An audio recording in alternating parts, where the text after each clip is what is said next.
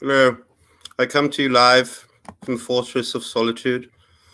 Oh man, I was just gonna upload another episode of the relay talking about Lomachenko versus Haney. I'll save that for tomorrow. You know, a couple other things I wanted to talk about. Um, there's some really spicy subjects that are easier spoken about live than are on an episode of the relay because it would take too long to put it all together.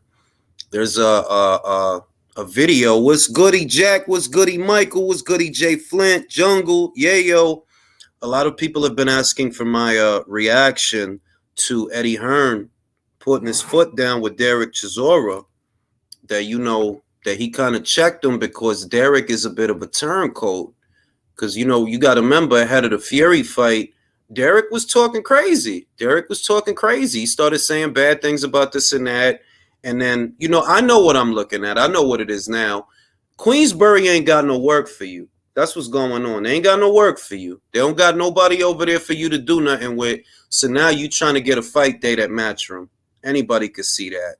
You know what I mean? Maybe you get a Justice Hooney fight or a Dempsey McKean fight. They got a couple of heavyweights over there. They need fights, And I already see what it is. That's why you over there canoodling with them now. You at the press conference for Joshua fight, but doing what though? Like, what are you there for? Why you there?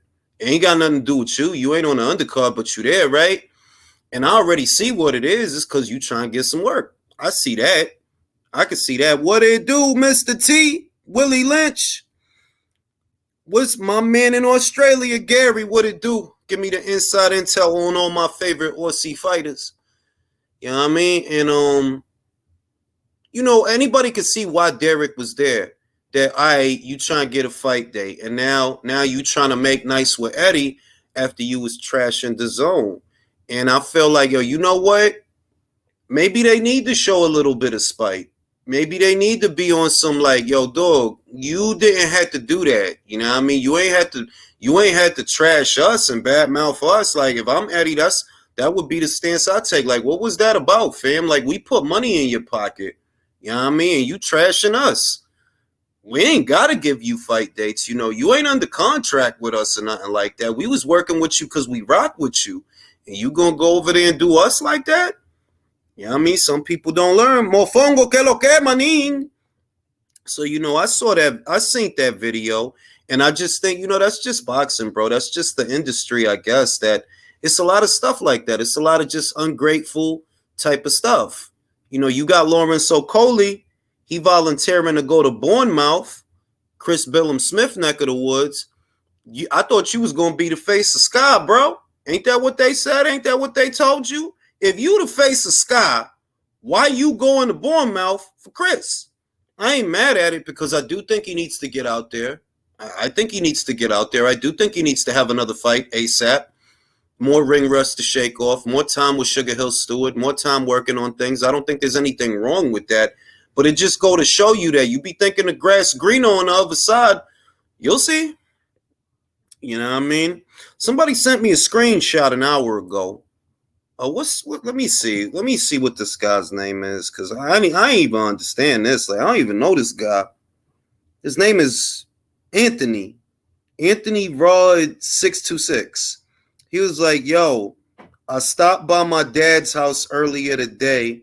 I walk in and I hear a familiar bitch ass voice on the TV. Tell me why this dude watching a Ring IQ video. Hey, yo, Anthony, I ain't do shit to you, bro.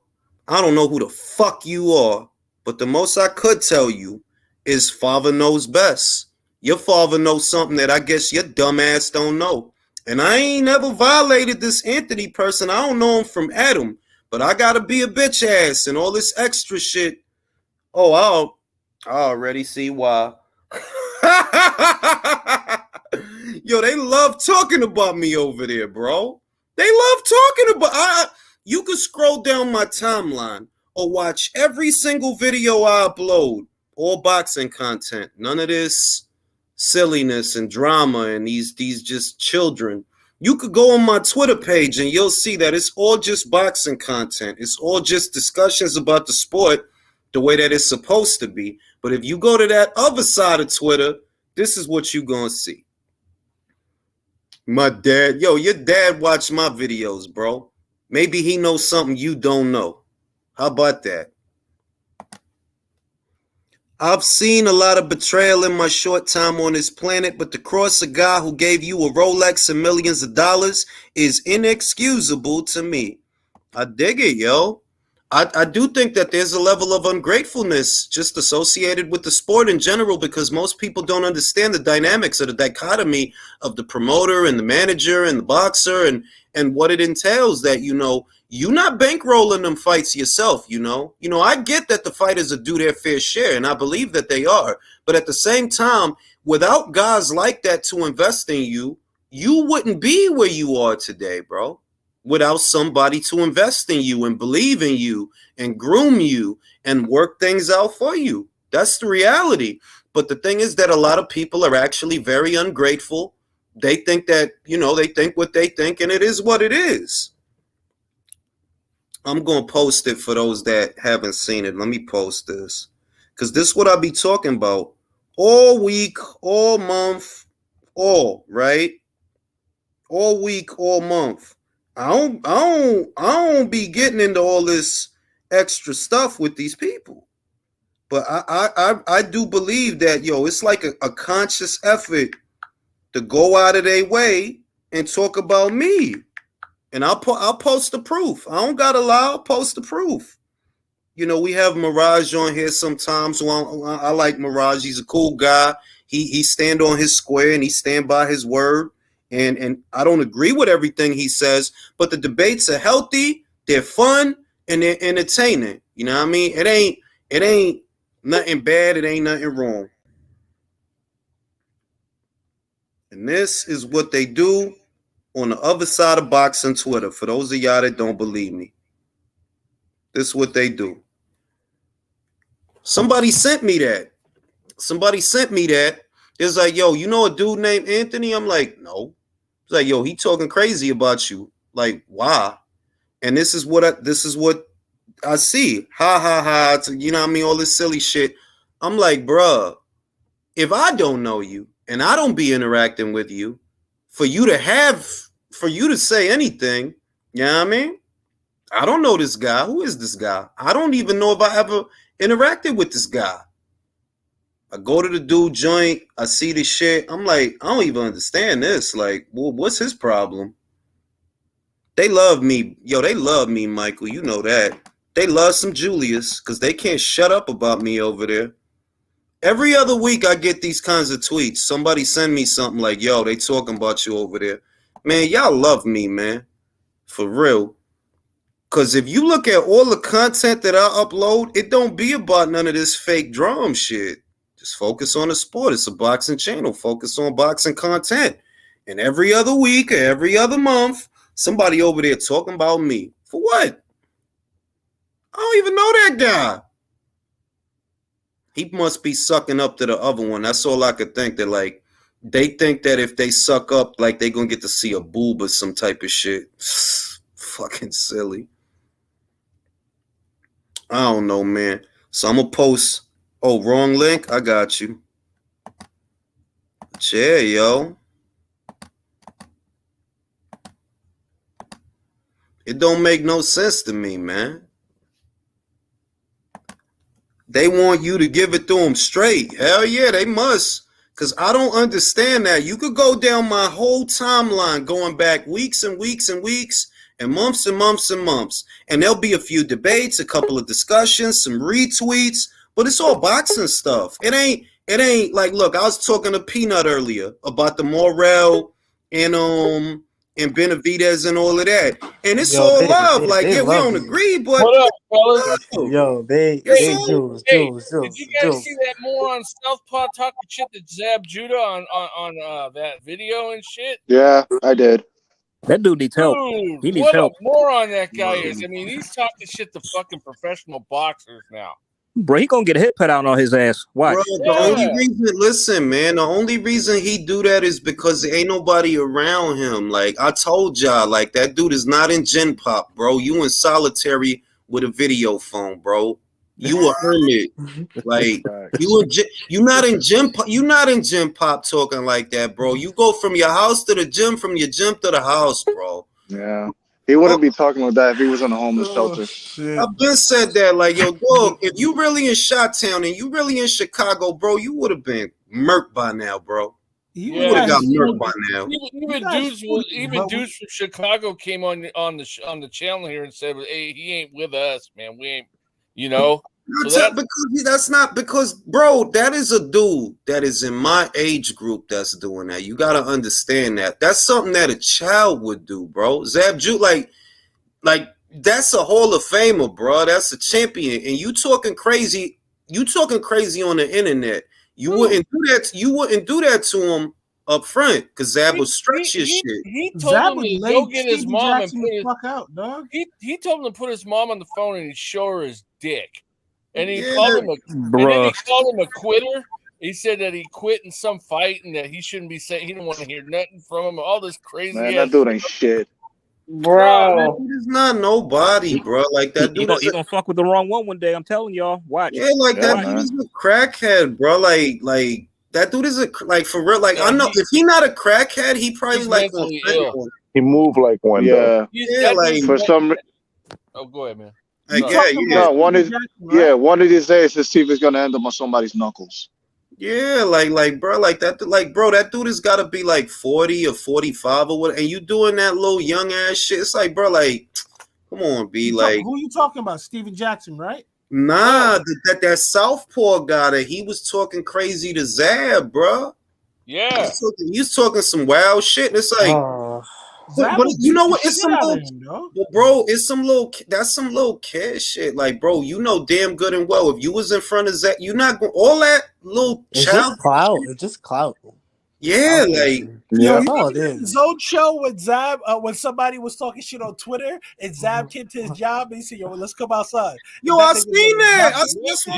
Nothing to do with him. Like bro, y'all know, that dude is a 45-year-old amateur. Ain't he talking about he gonna go pro or some shit? What's your box record? What? What's your box record, bro? Let me look you up, bro. Man, Cam Austin will just smack him. Anyway, enough about that fucking weirdo. Let's move on. Absolutely shameful, man. The things that people do to try to get popular. I want to get y'all reactions to this, yo, because I get a lot of hate for no reason, bro. I need to feel the love, bro. You get hate for a reason, Jules. You go against their grain. All right, let me go to Candace. Candace, I need to ask. Let me, because Candace, she could give me a different perspective. Candace, why are these people on my jock? I don't understand. What did I do? You didn't do shit. It's like. I'll be hitting your Twitter up and shit all the time. I'll be like, every time I see shit like that, I'll say, crap. Who's the next motherfucker's gonna fight Julius now on some PMS shit? Bro. And I just I be nice to everybody. I support everybody. I retweet everybody channel. I'm gonna be on the round table later on this Thursday. I support everybody. Why I got to be all that? I got to be a bitch and all that shit. Unbiased. Why I got to be a bitch? Because you rattle narrative cages. That gotta be it. It's just that simple. It goes against their deep-seated complex for confirmation biases. And when you upset that apple cart, the only first thing they're gonna do is they want to slander you. That's what I see, because I'm gonna say that I'll say something. I'm not gonna do a thing. I'm like 40, bro. I ain't gonna be out here, you bitch ass. I can't take myself seriously if I do that. So I just focus on the sport, and I gotta be A, B, C, D, E, F, G, because Benavidez can't knock out Caleb Plant. I gotta be all that. Yeah, I mean, like, he didn't knock him out, no matter you. Like, I don't understand. Like, the next, some shit. Yo, no. I want everybody to listen to what AJ said. Say that one more time, AJ. Caleb couldn't knock out David, and they're mad at us for speaking facts. Ain't that a bitch? For real, how dare we dispel their narrative? Because David couldn't knock out a dude that was tired for 5 rounds. He not punching. He ain't got no legs. He just clinching. because he couldn't knock that dude out. And I say, yo, Canelo knocked that dude out, bro. David didn't. I gotta be all that. That's not only that. Canelo put him down. Canelo dropped him before he knocked him out. David didn't even do that either. Just for the record, I was just leaving Twitter and Floyd being Floyd, running off at the mouth again, saying that, oh, I think Canelo ducked Benavidez once again on his jealous bullshit. So he could say that. Look, he could say that shit, but the truth keep coming out. Like the post that I made earlier today, right? That David already had a fight signed before you even threw a punch at Caleb. That showed the clout chasing it. Like, yo, dog, after the fight, who you talking about? Canelo. But 12 days ago, your promoter in his big fat mouth, he opened his mouth and he let everybody know this dude already got another fight signed, already got another fight lined up. So why you trying to hoodwink everybody with this Canelo shit? Premier boxing clout chasers. That's what I see. Same thing with how they do it with Anthony Joshua. That's how they promote on some dirty Mac and shit. And to answer your question, Jules, the reason why you got to be all this and that, you're not dysfunctional, and you're a Capricorn, and you're grimy, and you're a grimy Harlem nigga. So that is true. Like, I'm from Harlem. I know people don't like us, but we dress better than everybody. That's facts. I concur. And y'all shoot y'all best friends in the back of the head, dude. Y'all some foul niggas. It be like that sometimes, bro. You know what this situation reminds me of? I got this one meme, right? Now, it does have these two chimps sitting there, right? And the one looked at the other, goes, man, you really pissed some people off. What did you do? And the other one's looking at me, he says, I told him the truth. And listen, it's the biblical scripture in the Proverbs, which is my favorite book in the Bible. I often read it. And in the scripture, what it says in so many words is you could tell a wise man the truth and he gonna appreciate you for it. But if you tell a fool the truth, he gonna get mad at you for telling him. That's these motherfuckers. All I'm telling you is, yo, David is capping because you got another fight lined up, bro. After the fight, you calling Canelo, but you know damn good and well you about to fight David Morrell. And that rhyme, because I got bars. You know what I mean? And you getting mad at me for pointing that out? You getting mad at me for telling you that, hey, look, Canelo 5 foot, stumpy little 7 ass. He knocked that motherfucker out. And he ain't no monster. You know, we don't call him that. We don't call Canelo a monster. We respect and all of that, and that's cool. But he don't run around calling himself a monster. But I'm supposed to believe that David is a monster who couldn't knock that same dude out. You bigger than Canelo, younger than Canelo. You was supposed to steamroll that guy. Didn't drop him neither. Didn't do nothing. Didn't do nothing. All you did was let him clinch you for 5 rounds. Julius, let me say this. In the sport of boxing, do you call yourself a monster?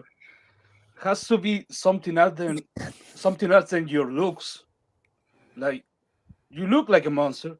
You're ugly and you have a big head, but that's not enough. It has to be substance. It has to be boxing ability, and at least the ability to knock out Caleb Plant. At least that. I'm gonna tell you, the other day, I think it was yesterday, Inoue came up. Naturally, motherfuckers hating. He not no monster. He didn't fight nobody. I'm like, bro, y'all the same ones that be high on Morrell and high on David that ain't fought shit. But a 3 division, undisputed, ain't been an undisputed champion at bantamweight in like 20-something years before Inoue. First ever in the 4-belt era. First ever in the 4-belt era. He made that history. You don't respect that, right? I know, and I've said it before. I know why these guys don't respect Crawford, Inoue, Canelo. You don't respect hard work. That's how you build. You don't respect hard work. But you'll see a dude like Morrell, who I think is a good fighter, by the way. But he is 8-0. You trying to tell me that you more impressed with Morrell than Bivol? Bivol been a champion for 5 years. He got 9 title defenses. He ain't just beat Canelo. He beat Jean Pascal before Pascal beat Marcus Brown and Badu Jack and Memphane Long. He beat Joe Smith Jr. before Joe Smith Jr. beat Jesse Hart and Eleda Alvarez. He made Zerto look like he ain't never been in a boxing ring before. He made that dude look like he ain't never boxed before. And he beat Canelo Alvarez, took him to school. And you don't respect that, but you respect David Morrell and his 8-0. I Can't know make it up. That's the other thing, Julius. Bivol beat Canelo, right? Yes. Do you see Bivol in the same glance than Canelo as a No. pound for pound number? No. Why? Because he has this. Oh, go ahead, Leo. Cook. Because he doesn't have the body of work. Bivol is a great fighter, but we cannot compare Bivol, a natural bigger man than Canelo, and saying, oh, because Bivol beat him, now he's the king, the pound for pound number one. No. And if for some chance Canelo dogs Benavides, I'm not going to see fucking David Benavides in the same glance than Canelo. Of course not. And these guys, they're mad because they have a chance. They want Benavides a chance to prove that he's better than Canelo. So what? Maybe he beats him. That's gonna make him and the same status than Canelo? No. But this As a pound for pound, as a legend? No. This the thing. These dudes is raised to be haters. How I know? David got some good old fights that he could have on his side of the street, right? Fuck this Canelo shit. Never mind him. You got some good old fights that you could have on your side of the street that you could make, no fuss, no muss. And you could do that without the hating, without the shade, without the bitch assness, without the switcherooiness. You could do all of that. If you didn't say nothing and you told me, yo, I'm fighting David Morrell next, I'll be like, yo, get it. And you said, oh, after that, I'm going to fight Andre. Get it, because that's what I want. But you got to do it in a way where you tear him down. And no, I don't respect that because you think I'm stupid. While you calling him after your fight 12 days ago, your promoter said, yo, we already signed another fight. So then what you talking about him for? I don't understand. You stay talking about him. It's just like the Boots shit. Boots daddy stay talking about Crawford. Stay talking about Crawford. Reality, yo, they called you, bro. And when they called you, what you start talking about? Well, I'm loyal to Showtime. Well, all right, you don't want to fight, bro. You don't want to fight. But he just made it worse by saying that. He really did. The fuckery you see around here. The fuckery you see around here, bro. That's what I'm like, yo, they don't respect Bud at all. Bud done been there and done that in 3 divisions and did the work. I don't care how bad you think Landango was, or Pascal was, or Jeff Horn was, or Ray Beltran was, or Ricky Burns was, because I tell you one motherfucking thing. Every single one of them guys he fought is a more accomplished fighter than anybody Jaron Ennis fought. Anybody. What champions he fought? Who? Thomas Delorme. Fuck out my face. And y'all shit on Bud. I know what part of the brain it comes from because I am an alien explorer and I have been studying this species for a very long time. The reason you don't respect Bud or Canelo or Usyk or Inouye, you don't respect hard work. You don't know what it looked like. You don't understand that. Those is hard workers, motherfucker. Can we include Haney and Loma to that list too? We could include that fucking Haney. Oh, hey, speaking of Haney and Loma, I got people who was coming at me because I said Clinton Benavidez was not, to me, a pay-per-view. It was a co-main. And then he was like, oh, look, you telling you're unbiased. You're not unbiased, you're biased. I said, listen, I'm an old-school boxing fan. And let's be real. Clinton Benavidez is a good fight, but it's a co-main. And it's not comparison to Haney and Loma. It's so much more on the line. Fighters are more accomplished. And now we know it's cheaper. But look, and they have my money. Put it this way. In the summer, thank God for Scooter, right? Thank God for Scooter.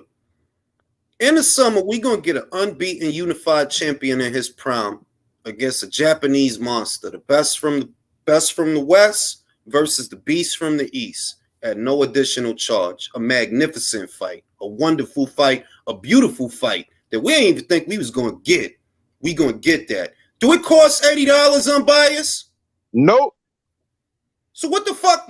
So for what reason is Benavidez implant $80? Why? Oh man, why is two prospect worth $85? I'll tell you why. Because they're broke. They ain't got no other way to bring in the money. I mean, who's actually funding the PBC? I think they're doing everything out of pocket at this point. For real. That's the only way I could explain it. That Yeah, the that's all network is not. The network is not willing to put up the kind of money that the fighters want to get in the ring, so they'll turn around and put it on pay-per-view, thinking that me and you got to do all that. And look, I make a lot of money off of boxing, so of course I bought it. I got my receipt, bitch. Do you have yours? Because the most vocal motherfuckers I see be the ones that don't buy shit. Man, vocal for bro. What the fuck do you care, bro? You ain't gonna buy that shit anyway. Wilder out here moaning. Wilder out here moaning to Fight Hub because you broke motherfuckers that just steal shit. Well, all that money they took from the fighters, that's probably what they're paying for some of the stuff with. And I'm going to go. I'm gonna pay for the. I'm gonna pay for the fight. I'm gonna pay for Tank and Ryan, and I'm doing it for a different reason. I'm doing it because in this era we're getting too many young fighters not fighting each other, so I figured that my little contribution with everybody else's contribution, even though we know that the people who behind it are not necessarily doing it for our best interests, but if the fight does good numbers, it bodes well for future situations with younger guys fighting each other more often. And that's the main reason why I'll go ahead and give up my $85 plus tax to see this fight. But the truth of the matter is, it's not $85. I'm not going to sit here and complain about it, but it is. It is kind of. I ain't gonna say it's a slap in the face in the fans, but unfortunately, a lot of these guys think fans are really stupid. I agree with you. Like, I'm going to buy the fight. Like, don't get it twisted. But the reason I could talk shit is because I'm buying the fight. I'm a consumer. If I talk shit, it's a consumer review. Yeah, once I buy some shit, or if I'm going to buy some shit, I could talk my shit. If I buy a microwave and I don't like that microwave, I could talk shit because I bought it. Now, if I stole that microwave, man, bitch, be happy you got one. You fuck. Right. You fuck. Sometimes I really think people just want to argue for the sake of arguing, because none of this stuff is complicated. None of this stuff, you have to research a bunch of shit. You can just look online and see what he's saying is true. So honestly, 9 times out of 10, all this is just used for arguing. Like earlier, when I tagged you in that, Jules, which by the way, no disrespect to you on that, that just kind of irritated me. That dude was talking smack about my dude's name, and then he had to drag your name into it. Like, bro, what are we even talking about here if it's not even boxing? And that's the shit. This is a regular thing. I can only deduce because my perspective is linear, so I don't be knowing shit. And I can only deduce that, it gotta be a reason these motherfuckers keep using my name for shit, especially motherfuckers like the motherfucker on the screen. Bro, what the fuck do I got to do with you, bro? Because your daddy listen to my show? You should listen to your daddy then, you silly motherfucker. Father knows best, you dumb fuck. You look prepubescent. I know. I don't say no names. I looked on the shit. I'm like, I already know what it is. You just hoping you could see a nipple, you silly motherfucker. But fellas, like break down a statement. Talking about, like, I walk in here familiar. But how do you know what his voice sounds like?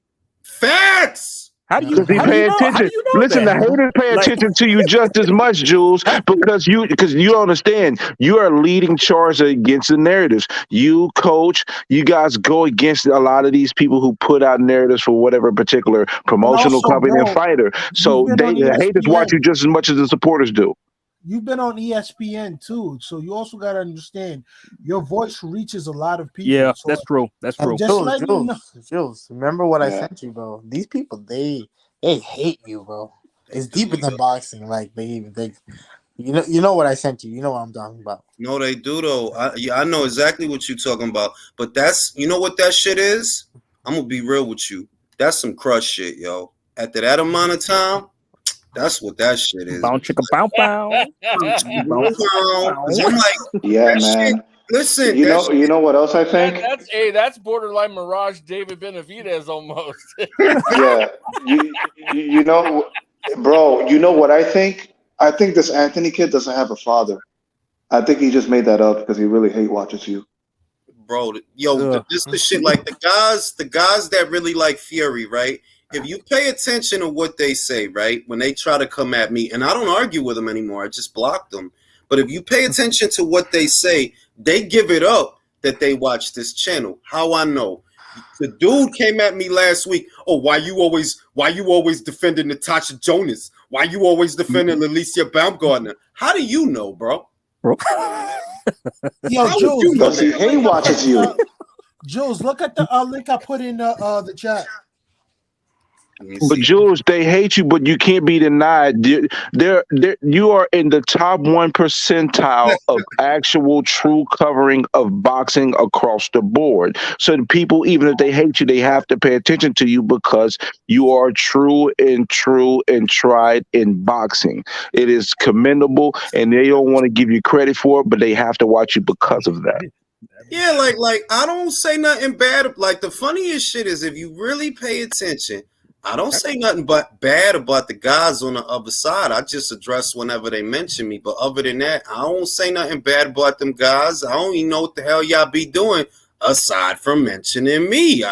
Fuck y'all mentioning me for. You better focus on your fight for you not make it. A great man once said, for you not make it to your fight. Don't worry about me, bro. I'm on the other side. I hit the block and mute buttons like clockwork. I don't argue. But they always give it away that, bro, you watching me. I'm not watching you. You watching me. If not for you mentioning me, I wouldn't even know you fucking exist, bro. For real. You know, when speaking of the fact that you mentioned that, focus on your fight before you not make it to your fight. The thing that drives me so crazy is that I see so many people saying, oh, Crawford's so scared. This dude has never carried himself in any capacity as a person that's scared of any man, especially in the square circle. Got shot in the head and drove himself to the hospital. I don't think he's scared of nobody, bro. Like, just call me crazy. He That's some alpha shit. In a dome piece on some Andrew Tate type of shit. Some Rambo shit like boo. I'm telling you this. If Terrence Crawford wasn't boxing, bro, he'd be the illest serial killer that like Nebraska would ever know, bro. You stupid. He'd be the illest. I'm telling you, his murder game would be so phenomenal. Like, damn, like Terrence. Thank God he chose boxing as a career path. That's all I gotta say. Let me read the super chat. Rider of the Storm says, salute, Jay. That video is real with Zab and that idiot. Yeah, yo, it's real. Unfortunately, yeah. Mr. T said, if Stephen the Weasel wants extra promo from ESPN, he need to kiss the rings of top-ranked Mafia Don, Bob. Yo, for real, though, what kind of sucker shit is that? You begging your competitor to help you promote your show. Bruh. For real. Real Talk said, how you know? Yo, listen, they always give it away that they watch me. And yes, I am flattered because I'm like, bro, when I don't like some shit, you know what I do? I don't watch it. If I don't like a song, I don't play it. If I don't like a person, I don't try to be around their ass. All you telling me is the opposite, that you'll say you don't like me when you love me. You fucking love me because you go out of your way to hear me and see me and talk about me. As a matter of fact, like that, y'all remember that Joker movie that came out? Like when it came out, it got a lot of controversy due to the depiction of mental illness. I'm like, okay, the people complaining, don't watch the movie. It's as simple as that. Don't watch it then. Like, problem solved. How is it possible that I'm thinking like, yo, you know what be going on? They'll be in the middle of the day, all type of shit going on. And I just pop in their brain. Julius. Like, yo, you a cartoon. Fucking hate that guy. You know what I mean? Like, yo. Like they ain't got nothing more important going on, you know. So I got to give you a counter thought real quick. I got to give you a counter thought just because I've been on the other side of the coin. I would say this: there are people that I dislike, I don't pay attention to. But let's say I'm at work and there's something that pops up on my feed and it shows that they're live. So if I'm bored, I might, and none of my people are on, I might click in and listen. And if I hear bullshit, then I'm just tempted to just go against the grain because I hear the bullshit. Sometimes people just like to. On your side of things, people want to know what their enemy is talking about, what they're doing, so they can have whatever ammo they need. If I'm on YouTube and I see them fuck niggas, you know what I do? I scroll right past the bitch ass niggas. I do that now, but at one point in time, I ain't gonna mention no names, but there was two people that once again I saw like the propaganda titles and shit. And when I saw them, it made me laugh. I said, let me hear this bullshit, for my enjoyment. I'll tell you, in 2018, 2019, whenever I would see like a propaganda channel or a propaganda post, I would take the time out to address it. And then if you were watching videos at that time, you would have heard me say, you know what? I don't know why I'm addressing this shit, because in reality, these are not the consumers of the sport. And I'm trying to appeal to the consumers of the sport, the people that spend money, the people that support, because a lot of shit get watched on YouTube. You know, I watch cat videos, bro. I say it all the time. If it's two cats fighting, I'm gonna watch that shit. You really watch cat videos? Say word. I'm not even playing. Like I really watch watch the the cat type of cat. Like literally cats that fight. Rare. I seen a video where the dude had a helmet of a cat, a big ass cat head, and the cats got mad as shit. And they stood up on his ass. I watched that shit. No, Jules, did you see that tiger that almost killed that wife because the wife was tired he did kill her, bro. She did? Oh. Yeah, he did kill her, bro. That was in India. He killed her, yo. It's yeah. Oh, shout out to the tiger, I say, bro. Shout out to him. Yo, didn't she get dragged into the bushes and shit? She was outside the car. Bro, I remember that. Oh my god, that was but he had a some shit was they was in a drive-through safari where you're not supposed to get out the car because her dumbass got out the car, man. Out the car. I'm like, I don't know what the fuck you was Why thinking. would you even be in a drive-through safari? I don't even. Tiger like 800 pounds, bro. The fuck, like motherfuckers just want to die, bro. That's what. It's a good thing though that couple was in the space. They both would have died. Yo, let me tell you this though. If I'm ever gonna do a drive-through safari, you know what I'm driving with? A fucking tank. Bro, they was in a sedan, a mid-size sedan. I don't give a fuck, bro. I'm trying to tell you, you in the wrong car for that shit, bro. Like you better drive through in a Humvee or some shit. Exactly. If it ain't a Humvee, I ain't getting none of them shit. Dude, you look like driving through in a Toyota Corolla. They want to be lunch. Safari with tigers in it. That big ass tiger popped out stealthily on the out the bushes on her ass and just yeah. How did we see the lights that be opening the doors? Like in the shit. Yo, I'm like when the kids be sticking their head. You ever go to that restaurant? Yo, you ever be in that restaurant where they got like food in a conveyor belt? That was the tiger. For real. Oh yeah. He was waiting too. He was waiting in that bush, like, oh shit. Animals are smarter than people realize, man. They need to be careful. Shit. But you know, it's reached the point as far as the narrative peddlers and narratives. It's reached the point to where you're trying to convince the world that somehow David Morrell is more scary or more whatever than Bivol, bro. Really? So so you'll just say any old shit then. That gotta be, because I just seen a guy on Twitter.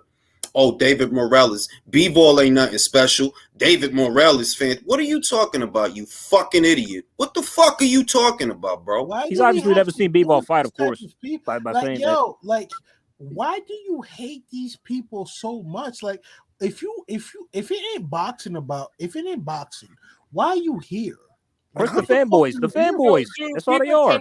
People come to this channel just to talk shit a lot of the times. It's crazy because they ain't even involved in the conversation. They got nothing to do with it, but they still come here and talk shit. It's like, bro, I'm gonna tell you, I'm gonna be real. You know, I'm gonna tell. Now, let me take the gloves off for a second, because this is reality. You wish I would talk to you. That's what that is, though. Like, really, though, because what you doing don't come from a place where, oh, I don't fuck with this dude. It ain't even hate, bro. You really wish I would talk to you and converse with you and shit. You want to talk to me and have discussions with me and shit.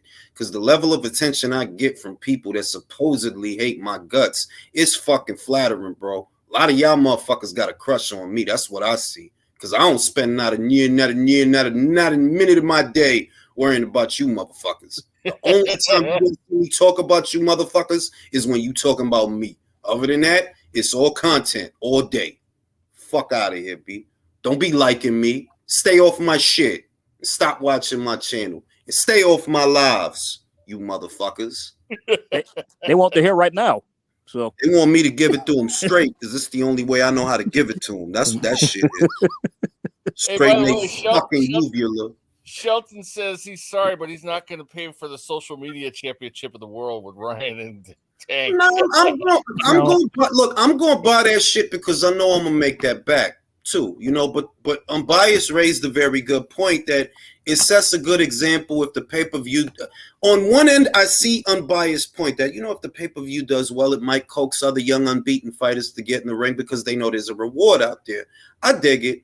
And I do agree with that to some extent. I tend to look at Devin Haney going to Australia as a better example because a lot of guys wouldn't have took that deal. Two times. He took that way. Like, I can't just beat him once. I got to beat him twice. And I got to do it convincing Vincent because it's his country. I'm in his country. These people, they here to support him, not me. And he did that. And I do feel to some extent, that kind of influenced stuff in it. Like, why wouldn't I go to Japan? Why wouldn't I get that money? I like my chances. I think I could win. Why wouldn't I go over there? I feel like George Kambosos isn't no Oe Inoue. Yeah, but that's not necessarily the point, though. It's just being willing to face somebody under an extreme circumstances that may not be necessarily beneficial in your favor on original optics and circumstances. And I agree, and I respect Stephen Fulton.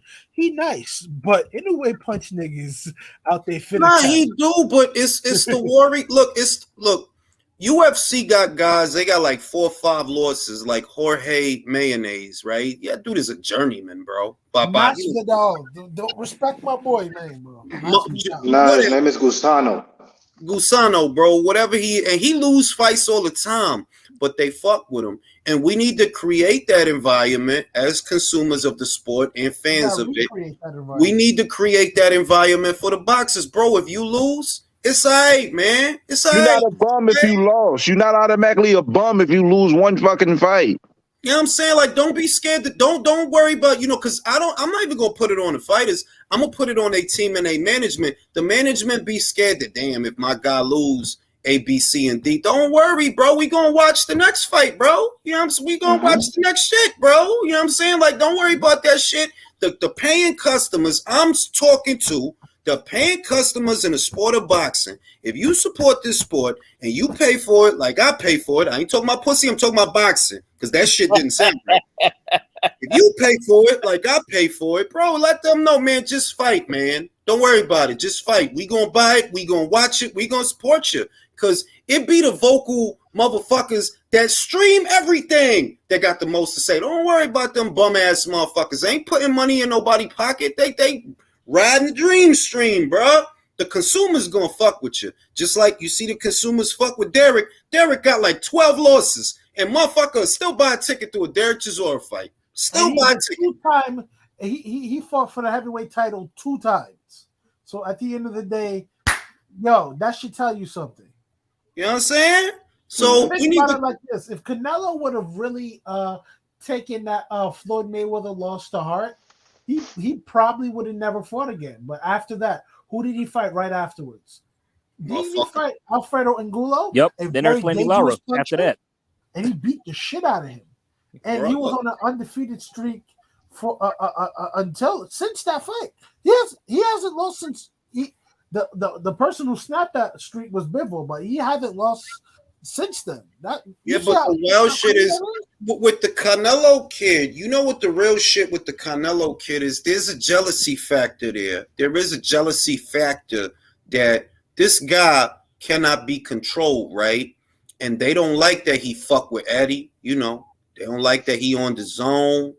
They feel like I could damn sure don't like it because I said all the time, man. He hold a grudge with Eddie because Canelo, that was his baby boy, that was his golden goose, and now that he's gone, you only got like what, Ryan, Daniel Jacobs, who the fuck else you got over there? You know what I'm saying? You try to get a Munguia, an old ass Golovkin fight, and look, I told you, Steve. I know you listening. I motherfucking told you the prophecy is coming into fruition. Remember what I told you a couple of months ago? Munguia is the next guy. It just don't look like it now because his resume ain't shit. But if he go in there with Golovkin foreskins, and he just beat the shit out of him, it's a wrap, bro. If he beat the shit out of Golovkin in a way that Golovkin ain't never been beat, it ain't even going to matter if it's a belt on the line or not.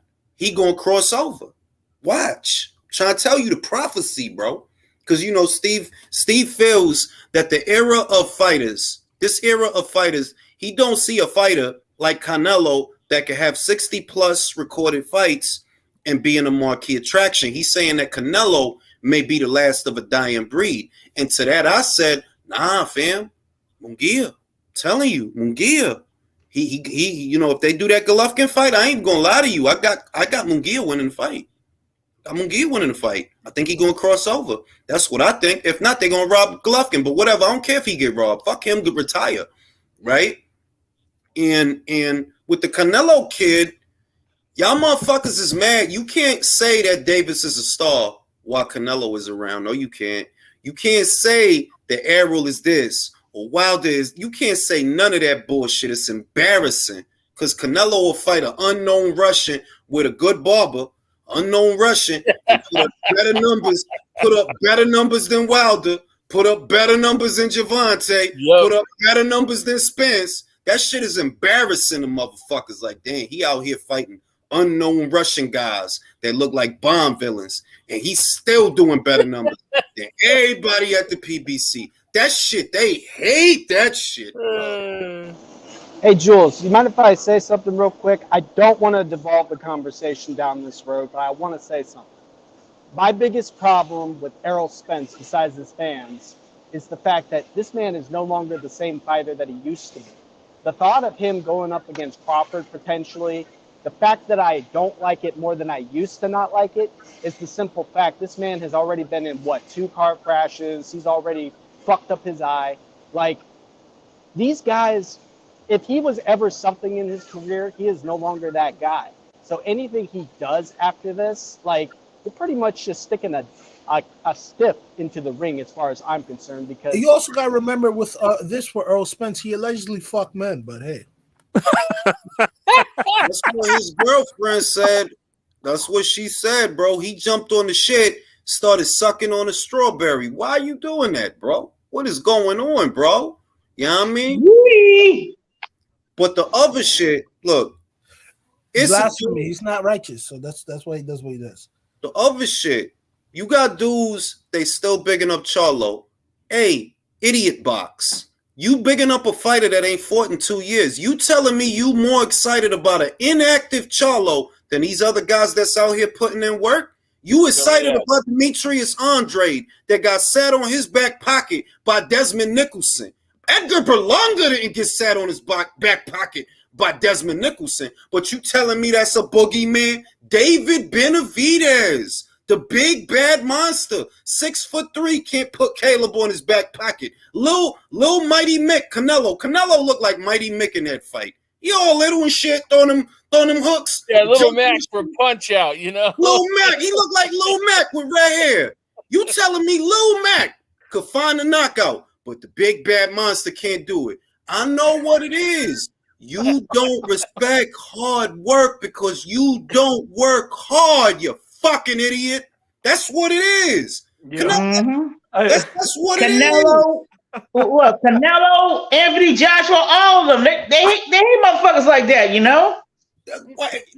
Motherfucker, only reason motherfuckers is sitting here today talking about some Lee Wood and some Josh Warrington and some AJ opened that door to where it's Americans in America watching UK shows in the middle of the afternoon. That was Anthony Joshua that did that. It wasn't Tyson Fury. No, it wasn't. No, when you retired, nobody cared. Okay. The reason motherfuckers is sat on a Saturday afternoon watching motherfuckers named Liam and Callum is because of Anthony Joshua. On God, he opened that door. Not Tyson Fury. You know what? Julius, Go ahead. I had a feeling about Jermar Charlo, so I went to Boxstrike to check out his status, and he says inactive. Hey, Jules, you know what else looks kind of hypocritical about some of them dudes? Not all of them. Some of them happen to be like very pro and tribalistic and everything, but only for certain fighters and like a certain black fighters. And then the other ones they hate that are black, and it's like it makes no sense, you know. Look! I got a guy named La Beezy. He says Ryan is a more dangerous opponent than Loma at the moment. Like, really, fam? Really? How do you measure those metrics? What has Ryan done He better must be in than love with Ryan. Lomachenko He must has? love Ryan. Right. Nah, he loved tanking. He bigging it up. Oh, You telling me a weight drained Ryan Garcia, a weight drain at 136 with a 10-pound rehydration clause I got is you. more dangerous than Loma? Listen, bro. Get Javante dick out your mouth, bro. I know you listen. Get that little butterball dick out your mouth, bro. Don't get mad at me for saying that Loma versus Haney is a better fight. It is a better fight, you cocksucking bitch. Ow! Ow! Hey, I couldn't have said it better myself, Jules. I'm sick and tired of the rhetoric. I mean, you look at the accomplishments that Loma has done at 135 and what Tank has done at 135. They're not even equal. They're not even in the same fucking bracket. It's ridiculous. And I like Tank, but that's just the facts. I like Tank in the ring. See, I know y'all don't like, a lot of y'all don't like Tank. I like Tank, but these are facts. These are facts. I like Tank in the ring, bro. I like Tank in the ring. Outside of what I don't like about the American boxing scene is here you have a young fighter who was 24 and decided I'm gonna go to Australia on some movie shit. I'm gonna go into the heart of the kangaroo pouch. I ain't scared of him. I don't care what he did. Belly of the beast. Belly of the kangaroo pouch of the beast, B.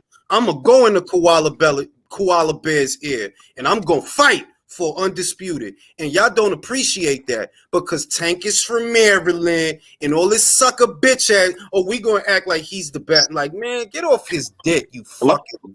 Let me ask y'all this: Would Tank and Ryan went to Australia? Y'all know the hell no, hell no. Cause Uncle Al ain't gonna allow that. Master Boss Al ain't gonna allow that shit to happen. I got a question though. Do you think that Haney's pops do kind of hurt him though a little bit with the fans? I do, but I try not to look. Bill don't bother me more than Lopez Sr. He just don't. Like, I know Bill be out of pocket sometimes, but Lopez Sr. is just like, nah, you want a different level. And at the end of the day, it ain't Devin saying all that shit though. Like, it's not, and it's not Devin egging on all that shit. When you want Devin to do something, what he do it. He delivered for me. What I said, yo, it's an opportunity there. Go beat up George. I know you could do it, but you got to do it. What he did. Then he fucking do it. He said, yo, I want Loma. He been saying that, and I believed him all these years. You can look at all the videos I did. I said, I believe him. I think he do want that Loma fight. I believe him. And what he about to do? He about to fight Loma. That's the fuck he about to do. While y'all motherfuckers bigging up Davis, fighting fucking Chayanne and shit. Fucking Jews. Haney is the best right now. Haney is moving like the best 4-belt champion ever. Trying to tell you, yo, Haney is an American hero, and if you can't see that, you should die in traffic. Now I'm just look, man. Dying in traffic is wicked, man. Well, listen. Nah, we stop playing. I'll take that all back. God forgive me for that. You know what the most ironic thing about Devin Haney being the undisputed champion at 135 is? Pernell Whitaker was the last champion at 135, undisputed. Sure was. So the fact that we got 2 ring technicians as the undisputed lightweight championship, that's like a tradition at this point. You got 1 and 1. I can't wait to see who the next one's going to be. That's because fake people, right? This just hit me. The Cosmos just gave me this message. Fake people cannot appreciate real shit. What Haney did was some real shit. What he's still doing is some real shit. But you a fake and a fraud, so you think that Javante bringing down Ryan to 136 is supposed to be some real shit. In your mind, that's some real shit. Fake people cannot appreciate some real shit. Ain't no catch weight. This ain't no JV shit. This ain't no bitch shit. This is for the undisputed crown. No sucker shit. It's crazy because let's say Devin Haney wins this fight, this Lomachenko fight. He's going to successfully complete Ryan Garcia's homework and Gervonta Davis' homework. Exactly. By himself. Now, let me talk to this crackhead, bro. I know who this crackhead is. Yo, listen, bro. I know that's you. Oh. I know that's you, bro. I know that. I know you dropped the soap. I know you dropped the soap in the showers, bro. I see it. Your eyebrows is mad thin for no reason. Why you be tweezing them shits? Why you don't fight hot boxing, bro? Hot boxing been trying to get you in the ring for 3 years, bro. You a fucking coward, bro. Get the fuck off my channel. Pussy ass motherfucker. Now back to regular schedule programming. Old pussy ass motherfucker ducking smoke. Look, not like. I like that angry shit. I like that evil shit. Jules got a little. You's a pussy, bro. Like you a fucking pussy, bro. You a fucking ooh. They gonna find you, bro. They gonna Jules got his Reds glove with no padding on right now. They gonna find you. I'm gonna find out what your real name is, bro. It's not Southpaw. I know it's not Southpaw. I know it's some bitch ass shit. It's probably Southwest. Probably Southwest. Hey, Jules, Eugene or something like that. Man. I'm gonna find that motherfucker, and I'm gonna give some people. Nah, I ain't gonna do that. Let me stop. You know that police. I don't fucking like because of that Kobe shit. That Kobe shit hit hard, bro. When he died, I ain't like that shit. And this clown was saying that shit. I ain't like that shit. What were you saying about Kobe? I ain't gonna repeat that shit. Oh yeah, he was saying some fuck shit. I remember this bitch ass nigga was saying some shit about Kobe. Fucking loser. They gonna find you, bro. Don't worry, bro. They gonna find you. They'll get him. Somebody will get him. Find you, bro. Soon enough. Somebody go get him. Julius, about this guy's Southpaw. Why his profile pic has those colors? Is he part of the LGBT community or something? I don't know. He might be the way he be stalking hot boxing and shit. Like, yo, you want to fight him or fuck him, bro? What it do? Hey, Jules, some of the guys in the chat are saying his name is Felipe. Felipe. Oye esa vaina de que Felipe. Más pendejo. Maybe he supports the LGBT community. Good for him. That's funny as hell. His name is Southpaw, but he identifies as a dickhead. Pussy ass motherfucker. That's a gender I didn't know. Nah, you know. Dickhead. Nah, you know what it is, Leo? He's a clout chaser. He has no life. All he does is sit behind his fucking desk and drink all day and probably smoke crack. He has no life. Always wants to bother a young 160-pound kid because that's all he can muster up to do in his old ass body. He can't. That must be a troll account. That must be a troll account because it says his name is Rich. Right? Ain't his name Richie Valens? Like baila bailar la bamba. Necesito una poca de gracia. Oh, I love that song, man. Oh, that's my shit. I used to sing that shit. In case y'all haven't noticed. Bro, all I'm saying is they need to take away alcoholics' privileges with the computer, because obviously, if you ain't about that shit, you need to get off right now. Fuck all these trolls. Can't get no pussy, acting weird online. Yeah, just block the guy, man. Yeah, that's what I just did. I'm like, bro, what are you even doing? And if that's not really him, I wanted him to hear me call him a pussy. That's not even him. Now I'm upset. I let that out for no reason. Yo, I ain't gonna hold you, me. Like, Jules, the first time when he came on, he said, when you were cursing, I said, like, this motherfucker here. Because I ain't even gonna say nothing. I'm like, bro, you a dickhead, bro. Like you just a dickhead, bro. Like, not nothing, bro. It do like that ain't even work. You're irrelevant. Yeah, like you ain't even, bro. Like motherfuckers shouldn't waste nothing on you, bro. Like for real. I ain't even gonna get into that shit. But man, fuck that shit, man. Devin putting in real work, bro. And these motherfuckers. Oh no, Ryan is coming down to 136, bro. And they got a rehydration clause. How is that better than Loma? In what way? Explain it to me, bro. How? Because you want to suck Tank dick. That's what the shit is, bro. So you talking up Ryan, not even because you like Ryan, because you sweet on Javante. Oh, sweet ass motherfucker. God, I hate it when motherfuckers do that. They talking through I hate these sweet ass motherfuckers, man. Now, hey Jules, in the weight the weight clause, isn't that similar to IBF rules? Yes and no. Because if it's IBF rules, right? For example, for measure, right? You putting a catch weight on him. That's not IBF rules. Won't you just fight the fucker at 40? He not that good. What are you afraid of?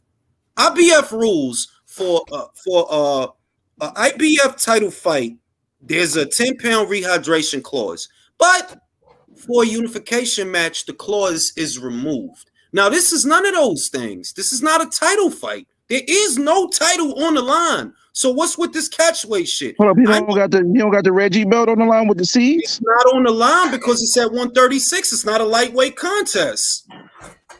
Technically, it's a super lightweight contest because it's above 135. All this whole shit. So you could fight Ryan, so you could fight Chayanne. Come on, B. Why not? 2 belts were on the line for his fight with Leo Santa Cruz, 130 and 135. It's silly, bro. That way, if he loses, he doesn't lose his belt. Shit is you like this dude. Look, I don't even think Ryan is a bad fighter, right? But it's like, yo, this is legit a prospect. Stop playing with me. This is a prospect. How I know who he fought since Luke Campbell? Who? What top lightweights has he fought since Luke Campbell? Who he beat besides Luke Campbell? That's it. He ain't fight JoJo Diaz. He ain't fight Jorge Linares. You fought a dude that Jorge Guys, beat. I'm telling you, when you see that highlight package, it's gonna be a very short one.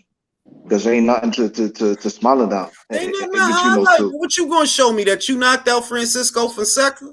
That dude is from 130. You know that, right? That's the other thing. Yeah. I'm not hating. I'm being real. Francisco Fonseca is a super featherweight. You didn't beat no real lightweights. You didn't beat no Comain, no Beltran, nobody like that. You didn't. You fighting a prospect. And to fight a prospect, not only did you have to catch weight him, you had the rehydration clause and rematch clause him. One-way rematch clause him at that. Bitch, you wasn't trying to fight. And hey, I'm going to have a because he taller than me. Mario Barrios is taller than you. And the dick-sucking media, they don't say that. Well, Mario was tall as Ryan, bro. Why you ain't do that to him? See, if Burt Sugar and Sporty Lewis and Larry Merchant was here today, they would have followed up on that. Well, you didn't do that to Mario. I mean, you didn't do that to Mario Barrios. Larry Merchant's alive, man, but he's not. He don't care about boxing no more, I think.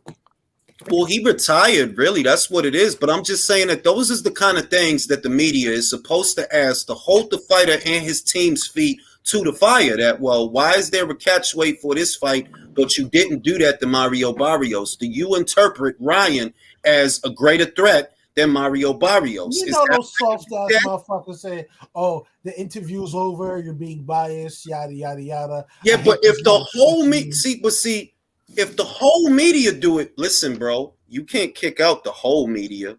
Not everybody. Then who gonna cover your fight? If you can't kick everybody out, like everybody follow up, like, yeah, yo, why you did that, yo? Yeah, catch weight, yo, rehydration clause shit, yo. Why you did that? You can't kick out the whole media. Instead, what you get, Ellie Seckback asking questions about what kind of dressing he put in his taco. Stupid fucking weirdo shit. That's because most of the media aren't media anymore, the fans. That's why. You're a star. You're a star, man. That's why James Toney be embarrassing him every time they talk. That's why I loved him when he called him a jock strapper, because it's true. He's a jock strapper, bro. Like that shit's stupid. Like, that's media, bro. You asking motherfuckers what kind of car they bought. Hey, Tank, I like your watch. What are you talking about? What are you talking? It's just kiss ass shit, man. They're being overhyped. A question. Maybe you know. Maybe you remember, because I don't. For example, when Manny Pacquiao was fighting all those guys on catchweights, was the media that incisive with him? No, but there was a reason for the catchweights. That's why. There was a reason. When he fought Oscar, remember, they were several divisions removed from each other. Oscar and Manny. They were several divisions removed. Manny went up 2. He went up 2 for that fight. They met in the middle. You see what I mean? So you understood, like, there's an etiquette for a catchweight. Not that I like catchweights or I hate catchweights, but there's an etiquette. There is a gap that you are trying to bridge with a catchweight. When you know, Oscar goes up, he fights. He didn't fight Cotto at a catchweight. Feel me? He didn't fight motherfucking Oscar at a catchweight. He fought him at the weight that Oscar wanted. But when you think about it, the guys that Manny fought, everybody knew Manny started way down there somewhere. So if you fighting a Margarito, you ain't got to be a catchweight, bro, because you not no junior middleweight, bro. You fighting Oscar, you ain't got to be a catchweight, bro, because we know where you came from. So it makes sense. It don't make sense for Tank, the catchweight, Ryan. When bro, didn't you just go to 140 not that long? That was like 2 fights ago. You was at 140. Why you need to catch me? Exactly. He was just on. This is not Regis Prograis you fighting. This is not Josh Taylor you fighting, or Subriel Matias, or an established force at 140. It's not. It's Ryan Garcia. He got nail polish on his pinky. You the catch my ass. Shout out to my man Hot Boxing. Hold on, this shit moving slow. Que lo que, manin? Catch weight rehydration clause is weak talk. That's what I'm talking about. I'm just tuning in. I have to catch the playback. Keep it going, Jules. Beer money. You already know I like to get drunk. You know what I mean? Send the beer money. Aye. You know what I'm saying? Hey, Jules, real quick. Have you heard anything about Sonny Edwards at all?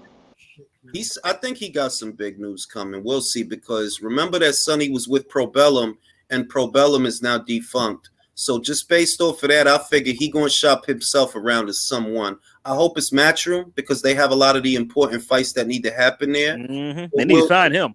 But I ain't gonna lie to you, Probellum, had it not been for what happened to Daniel Kinahan, would have been a formidable player in boxing. It's sad that it was defunct, because they had actually pretty good stable of fighters too. They did, and I'm all for the drug shit. I'm for the drug shit, bro. Launder that money, kill them people, do that shit, man. Yo, niggas have families. You gotta check. They gotta go. No, I'm just playing. But look, man, I didn't finish that sentence, Chris. I didn't finish that. Listen, the shit is. There's like when Sugar Ray Leonard fought Donnie Lalonde, which I often talk about. You know what I'm saying? Technically, it's like it wasn't really a catchweight, but they had 2 titles on the line, and that was really a super middleweight contest. Yeah, that was a catchweight, bro. What he did was some whole shit. But listen, this is the thing. It's like even with that, you understand that Sugar used to be down there at 47, bro. That's where he started at, bro. Big ass Donnie Lalonde. If you watch that fight, Donnie was bigger than Sugar, man. That's great. He could have hurt Donnie Lalonde really badly that fight. How the fuck do you make a dude? He did. Nah. He did though. He knocked his ass out. No. It could have been a lot worse for him. How the fuck you make a dude who never fought at that weight weigh in for 168? Turn the contract down, bro. Turn the contract down. Turn the contract down, bro. Don't sign and then whine. That should wait a minute. Wasn't there two like division titles on like a 168 and 1? Yeah, it was a WBA. It was a WBA and a WBC. One was from super middle and one was from light heavy. The fuck? WBC was 68 and 175 was WBA, but that was corny to me, bro. That was weird. Listen, let me explain. I'm not saying it wasn't corny then. I'll just say this is cornier. You're not fighting a Donnie Lalonde. You're not. That's not a champion. He never been a champion at lightweight. He never been a champion at super lightweight. So what is with this catchweight shit? You was cool to fight Mario Barrios at 40. You was. Ryan ain't nobody at 140. Who he beat up there? Who? Javier Fortuna from 130 and 135? Mr. To Go. My ass. You see what I'm saying? My ass.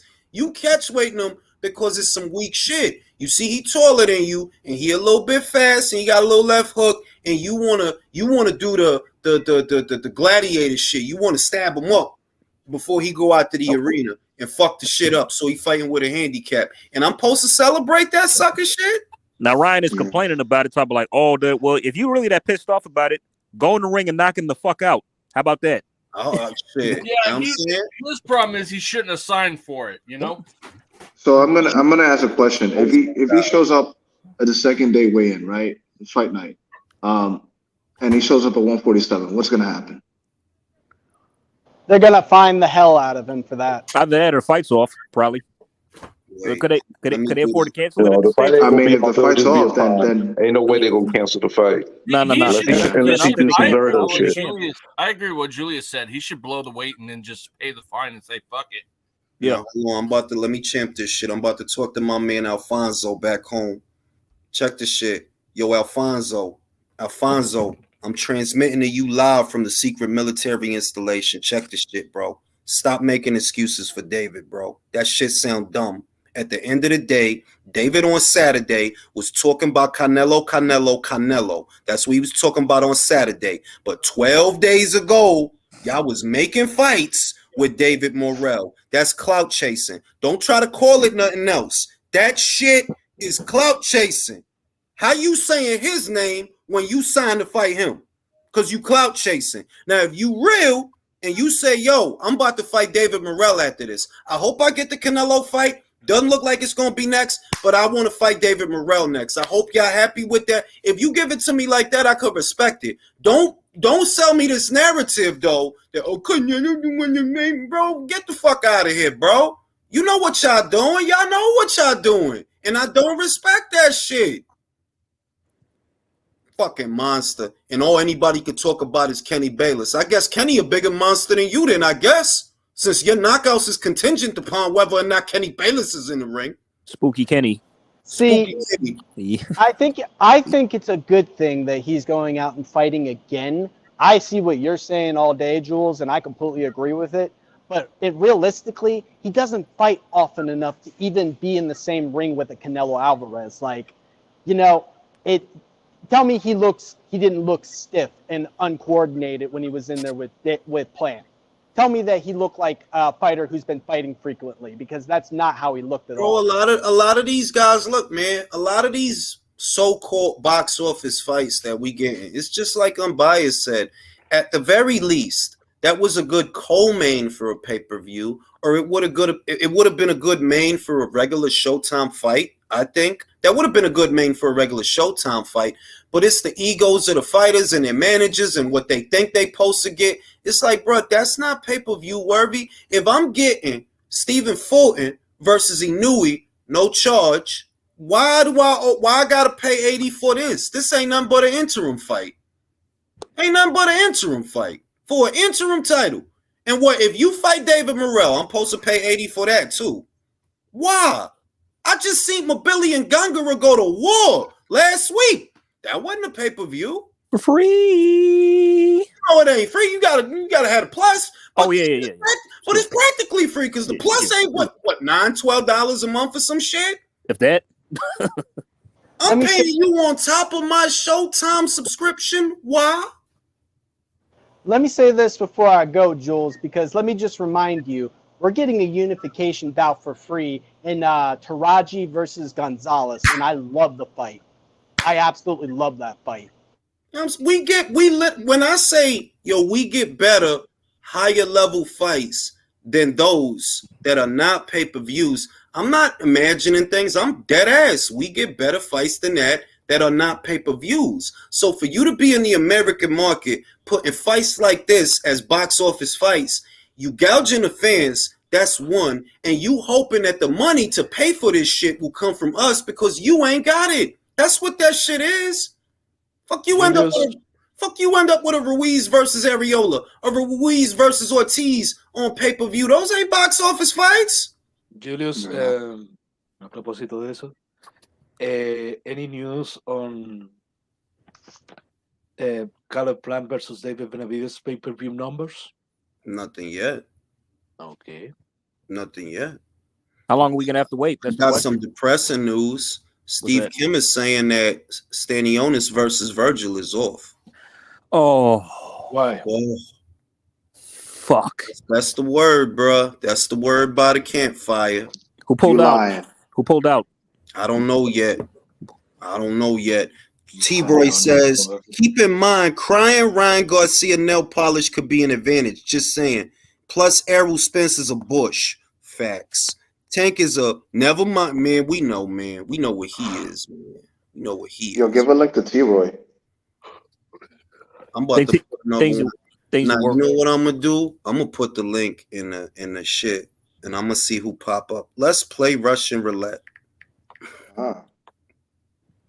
Let's play Russian roulette. Who got the nuts? Man, this sport has a way to disappoint you, man. That's a shame. Enter in for a chance to lick my nuts. That's what I'm gonna post to Twitter. I have a question, guys, because I didn't ask this before, but when people were saying about Kenny Bayless and his officiating of the fight, how him played a bigger role in this fight, allowing Caleb Plant to clinch. I don't understand what they mean. Really, I don't. What do Kenny Bayless has to do with how David Benavides and Caleb Plant fought? Nothing. What is the argument? Nothing. I think the argument is that I'll explain this. I think the frustration came when he stopped the fight because of a small cut, and that got under everybody's skin. And Kenny Bayless, for some reason, I think has a phobia of blood, that he becomes all touchy-feely like a concerned mother. You know how he's just hovering over the action? Like, there's like, you boys better play nice. Yeah, but let's say this, Virtuoso. If that bothered, see, this is what I know. The same way that Kenny stalled the action, right, is the same way that the ref in Wilder versus Ortiz stalled the action in between rounds. Now, that shit didn't bother y'all, right? Right. So why does this bother you? But it doesn't suppose because to do the something. narrative must reign. Okay, Hi, but Karma. Hey, if there Karma, is an accidental- a.k.a. Anthony Joshua's baby mama. You know what I'm saying? Like, in other words, and the other thing is, look, man, Kenny ain't the reason that Caleb ain't getting knocked out. That's bullshit. All right. If you are what you say you are, you gonna deliver. It's as simple as that. If you are what they say you are, you don't hang it on Kenny Bayless's neck. You got a guy 5 rounds. He ain't got no energy. He ain't got nothing to give. You got a guy 5 rounds. He ain't got no energy. He tired. He not even fighting. All he doing is spoiling. Don't put that on Kenny because you couldn't knock that motherfucker out, bro. You just not that good. That's all it is. You're just not that good. If you was that good, you knock the motherfucker out. You go home early, touch some titties, do what you do. Sniff some coke, touch some titties, do what you do. Yep, now we got a guy. He's not getting up, Jim. Who is that? Who that is? Who has entered my domain? Oh yeah, I'm about to go to chat game right now. I'm at work, so y'all have a beautiful one. I'll be in the chat. All right. Later, boys. Who is he's not getting up, Jim? Oh, he on Twitter. He's a cool dude. What's up, man? He's not getting up, Jim. Did Al get him? I think Al got him. I just got to say, y'all, Latino boxing fathers that are trainers are the worst. They're the fucking worst. What happened to Virgil, bro? Can you hear me? Yeah, I can hear you, yo.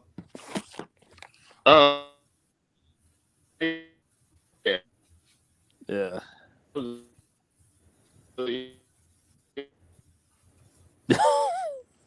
Yo, fix your mic, dog. Come on, bro.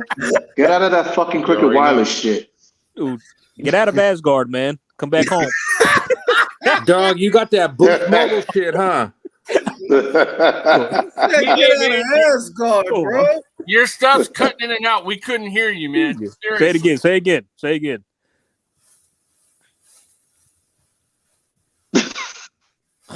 Dude, come on, man. I guess Jim He really probably is at McDonald's somewhere, man. Get off the Starbucks Wi-Fi.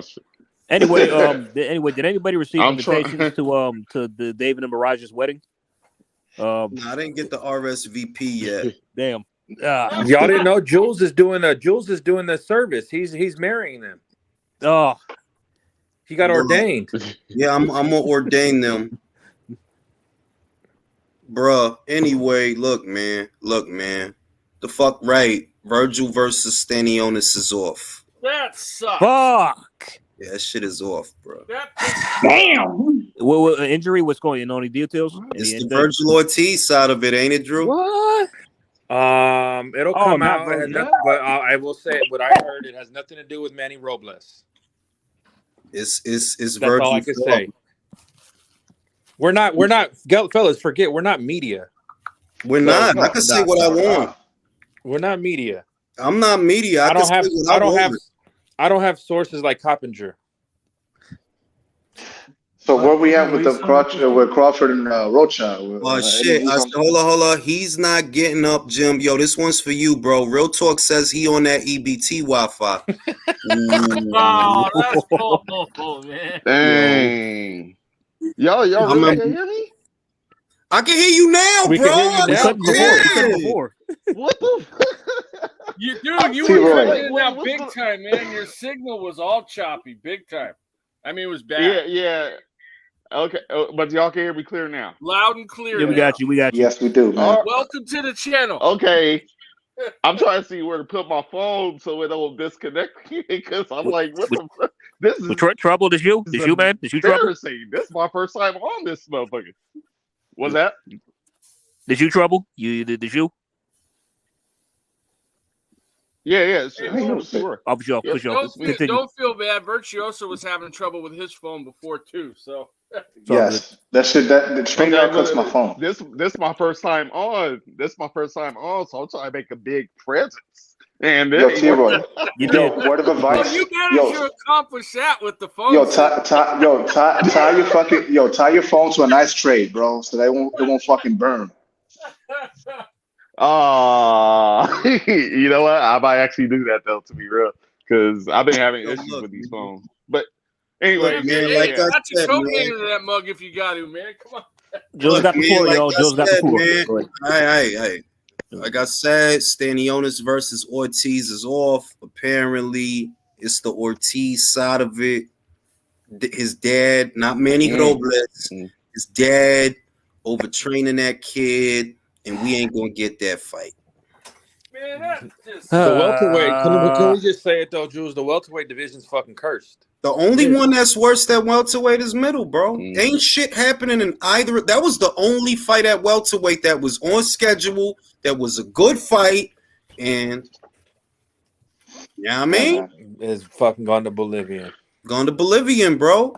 We had a good conversation on Coaches Live today, and all I said, people got mad when I said, "What's wrong with asking David Benavidez to take the easy route and clean up his side of the street?"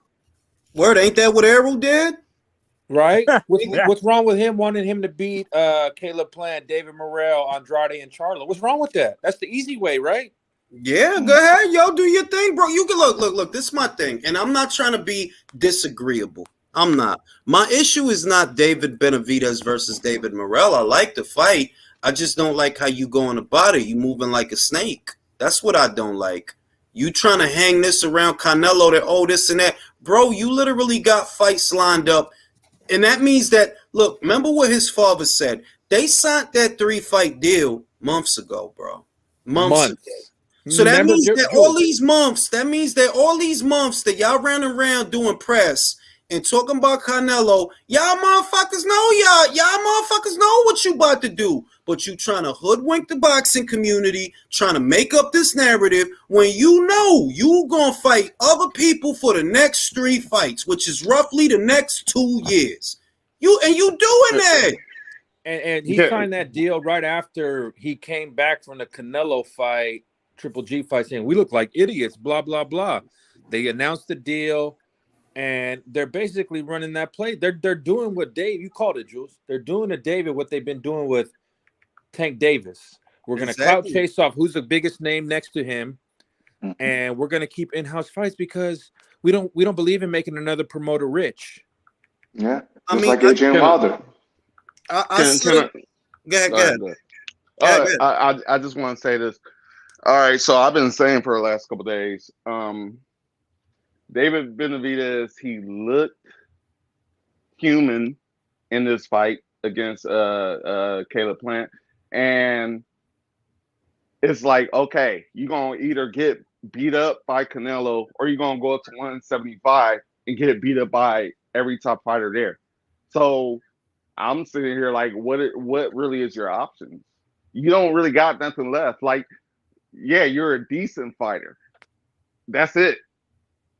I always say. But if you halfway decent at the PBC, they try to act like you motherfucking Julian Jackson. If you just you were halfway, look, motherfucker in Twitter said that David Morrell is fantastic and Bivol ain't nothing special. That's the type of silly I ass shit. saw that shit, dog. The type of silly ass shit. And I'm like, bro, you know what? You can have them opinions, but keep that dumb ass shit to yourself, man. Stop talking. That was that's in the said that? ballpark when Mirage and a couple other people said David beating Caleb is on his way for Hall of Fame because of that. Bro, peep this What? shit. After the fight, you know what David Benavidez said? He said this was the biggest fight of my life. This was the biggest fight of my career, right? Caleb Plant was the biggest fight of your life. Then how come Canelo don't get no credit for this shit? Exactly.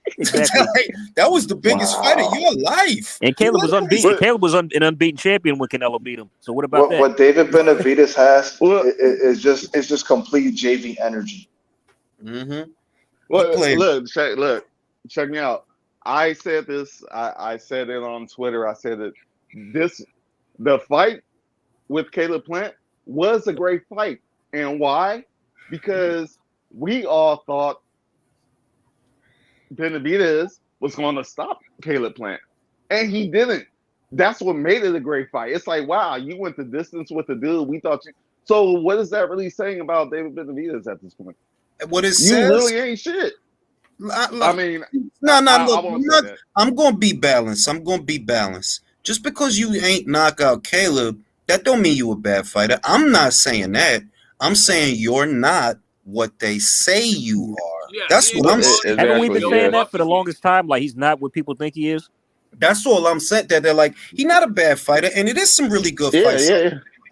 There's some good fights out there for him. Andrade is a good fight. Charlo is a good fight. Morel is a good fight. When the time comes, Christian Mobili is a good fight. It's good fights up and down. What I'm saying is when you try to tell me that he's this spooky, scary guy, that he's this boogity man, and he's this monster, I don't see no monster. A monster would have ate a monster. You got a guy who's exhausted. 5 rounds of him spoiling. He can't even move. His legs is gone. If you was really a monster, you would have knocked his ass out. So Exactly. I love that part. I gotta say this. I love Mike Tyson, but he bugging. A monster, Jules. A monster doesn't look befuddled of what to do for the first 4 or 5 rounds. Right. Aaron says, "Shout out to you Aaron." know what Mike Tyson was doing? Oh, go ahead. No, go ahead, because I'm smoking. You know, well, I'm gonna say this. You know what Mike Tyson was doing on that podcast? He was trying to sell it. He was definitely trying to sell it to all of the say coming with Mexican Monster, all that stuff, and then this Charlo, who we're literally trying to push him to do something. It's like, all right, like Mike Tyson's literally trying to do basically the impossible. I'm trying to get you on, because Julian is your best win, and ain't nobody talking about that no more. I mean, like, really, look. Mike, maybe Mike like him, right? But see, maybe Mike really fuck with him. Maybe Mike really fuck with him, like he like him. And he's, it's the thing is, he's entitled to his opinion, right? But so am I. I don't swear by shit nobody say. I know who he been fighting, and he ain't been fighting shit. I know who he been fighting: Tyrone Davis and Ronald Ellis and David Lemieux and Rangulo and Anthony Durrell that struggled with Avni Yildirim. I know exactly who he been fighting. All right, he don't look like no monster. That's what I'm saying. You know who looked like a monster? Mobili. That's because that motherfucker, he was wobbled. He was on Queer Street, and he still held on and turned around, started stepping into his punches, throwing punches in bunches. All right, and I'm not even saying that he is a monster. I'm saying, he looked more like a monster to me than David. Was Julius everything? Was that the Gongora fight? That was the Gongora fight. Okay, I'm watching that shit tonight. That's it. I gotta watch that shit. That was a good fight, man. Yes, and you know who's a monster? Inoue, because even though Paul Butler frustrated him for that undisputed match, taking a toward the turnbuckles, he stopped him. He finished him. For real. If I was gonna call anybody that fought Caleb John B. Plant a monster, it would be Canelo before his David, because Canelo didn't have to throw that many punches to stop him. He didn't have to throw that many punches, and he stopped him. And you telling me that David, that threw a gajillion punches, taller than Canelo, way more than Canelo, younger than Canelo, he couldn't stop this man, but he's a monster? My ass? My hairy ass. Fuck out of here, B. Sell that bullshit to somebody else. Don't give me the story, the sob story about Kenny Bay. Bro, Kenny ain't the reason you ain't knocked that dude out, so cut the shit, bro. You was gonna knock that motherfucker out, it wasn't nothing Kenny could have did about it. Fuck out of here. The thing is, the feeling I have with these kind of guys like David Benavides and Morel and their supporters, their fans, they don't know the story, the tale of Josh Kelly.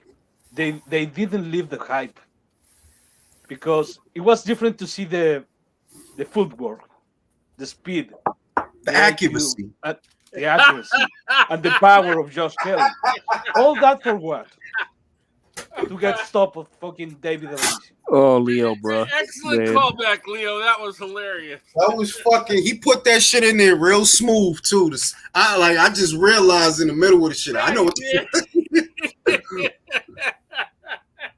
yeah, he could. Yo, you know, speaking of which, they can't. Speaking of which, hold on. Wait. They can't. You know what? Wait. They can't just let a motherfucker be good. They can't just let a motherfucker look good or be good. You see what I mean? That Boots can't just be a promising prospect. Oh no, he got to beat Terrence Crawford. He'll beat Crawford. He'll kill Crawford. David. Oh, he can't just be a good young fighter that got shit he need to work on. Oh, nah, Canelo's scared, man. He terrified. He's scared. Morel can't just be a promising young Cuban fighter that's showing a lot at only 8. No, Canelo ducking, bro. He's scared, bro. All this sucker ass shit. Like, bro, just let the motherfucker be good, bro. Right. You know what the difference between Josh Kelly and these other guys? At least Josh Kelly fuck around and find out. These other guys, they're not doing that. They're not testing himself on that level. They not. Go ahead, Virtuoso. Nah, I just wanted to say, because it's funny you brought up Josh Taylor, because I just came across a tweet today from Rick Merrigan, talking about, Loma and Haney, right? And he just basically downplayed, saying like, man, this fight was interesting 2 years ago, and I retweeted him by saying like, yo, Josh Taylor beating the fucking negotiating tactics out of fucking Ramirez was interesting 2 years ago. For real. How you trying to sell people Ramirez versus Comey but want to poo-poo over that fight? How you sound, bro? How the fuck do you sound, bro?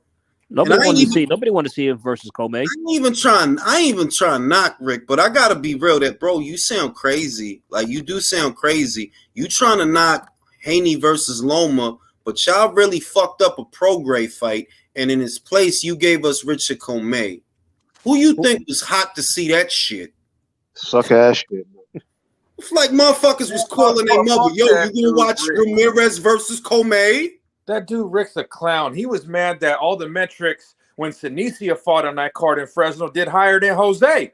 Bro, I'm telling you, like she's a winner. She's a fucking winner. Shout out to Joe, one of the nicest people I've had the pleasure to speak with. Joe Cool Estrada. He's a cool motherfucker. All right. Aaron S. Baker says, according to her, Canelo has Rada and Bivol 2, and possibly 3 already slated. Benavidez may as well beat Charlo, Andre, and Morel. Jump on a pound-for-pound list and make this quality fight. Now, Aaron, I'm not disagreeing with you. I'm disagreeing with the sucker shit.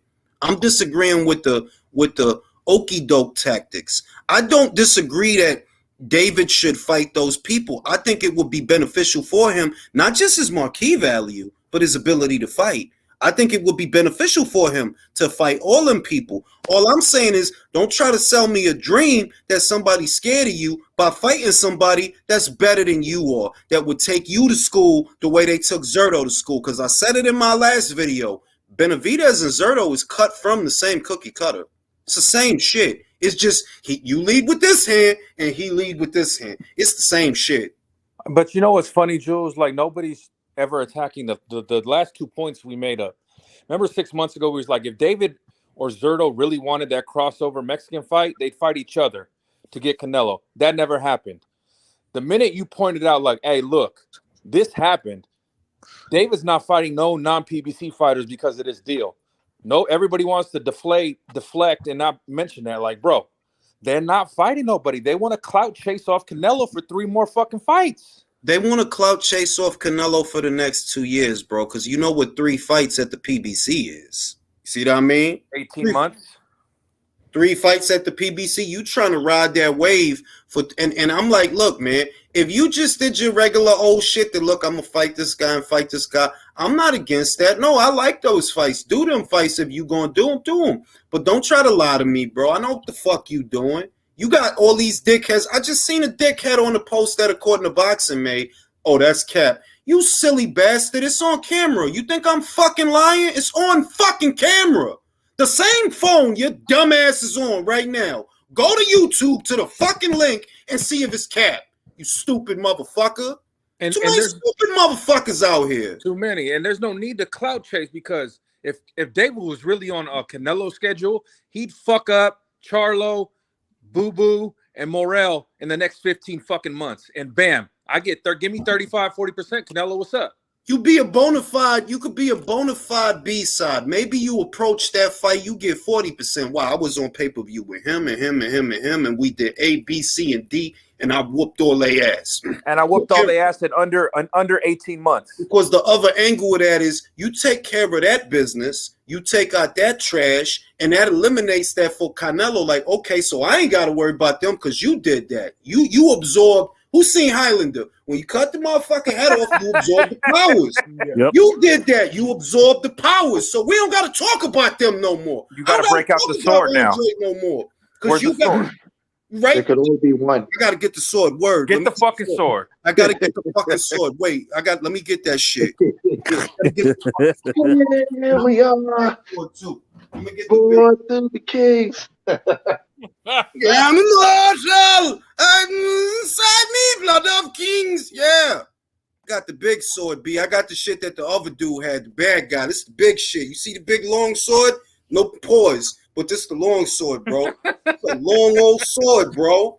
I am immortal. You know what I'm saying? You absorb the fucking powers, and if Benavidez handle that, you know, and look, I really hope that somehow, some way, all of the Mexican power spirits and Quetzalcoatl and Chukatsian and the Chupacabra and all the spirits get aside Canelo so he could beat this Bivol guy. Because if he beats him and Benavidez takes care of business, we could have a whale of a fight, a monster, some of them a bitch. If they could both take care of business, bro, we got another super fight, bro. But there's one problem. There's one problem with that. I don't see him beating Bivol in a rematch, unfortunately. I'm on record already. Canelo's going undefeated this year. No, he's not. I want to look, man. I want to believe in you, bro, but I just don't know, bro. Like I don't know, but I'll say that. Look, it's not bad. Like this speaks to what me and all of you guys have been saying, that them PBC guys need to be more active. Yeah, I agree. I'm not mad if David books 3 fights. That's good. That's what I want. But don't try to lie to me. We're the same ones on this channel. We were mad that Canelo didn't take the deal to beat up Errol Spence. Bro, that would have been great, bro. Beat the shit out that alcoholic. Get that booze hound out of here. I'd have paid $100. I'd have paid $100 to see that. Get that booze hound out of here. Chris Price says, big ups to Jay and the panel. Appreciate the beer money, y'all. Shout out to Trouble T-Roy, who says, yeah, I'm definitely on that EBT connection because it quit. Chill, son. You know what I'm saying? I am immortal. I got the long sword, yo. I don't even like this shit because it's wild long. Pause, no homo. But this shit is wild long for no reason, B. I don't know why I bought this shit. I like the other shit. But yo, if Canelo could somehow just find a way to pray to the Aztec, Maya, Inca spirits, to beat this guy, to imbue him with the Mexican powers, to beat this guy, because yo, Guadalajara needs to strengthen his fist in that fight. You know what I'm saying? Quetzalcoatl, all that shit, bro. The electric dragon lion, all that shit, bro. That's what the fuck we need, yo. Now, I know this won't happen, but just imagine if Canelo lost to Ryder. Oh, man. Bro, I'm not logging into Twitter, bro. I'm not logging. And if I do use Twitter, you're not even going to know I'm there, bro. I'm not going to tweet. I'm going to just read shit. Hold up.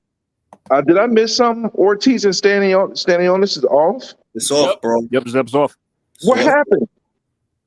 Apparently, Virgil Daddy overtrained them, right? That's the word around the campfire, and I guess they not gonna fight.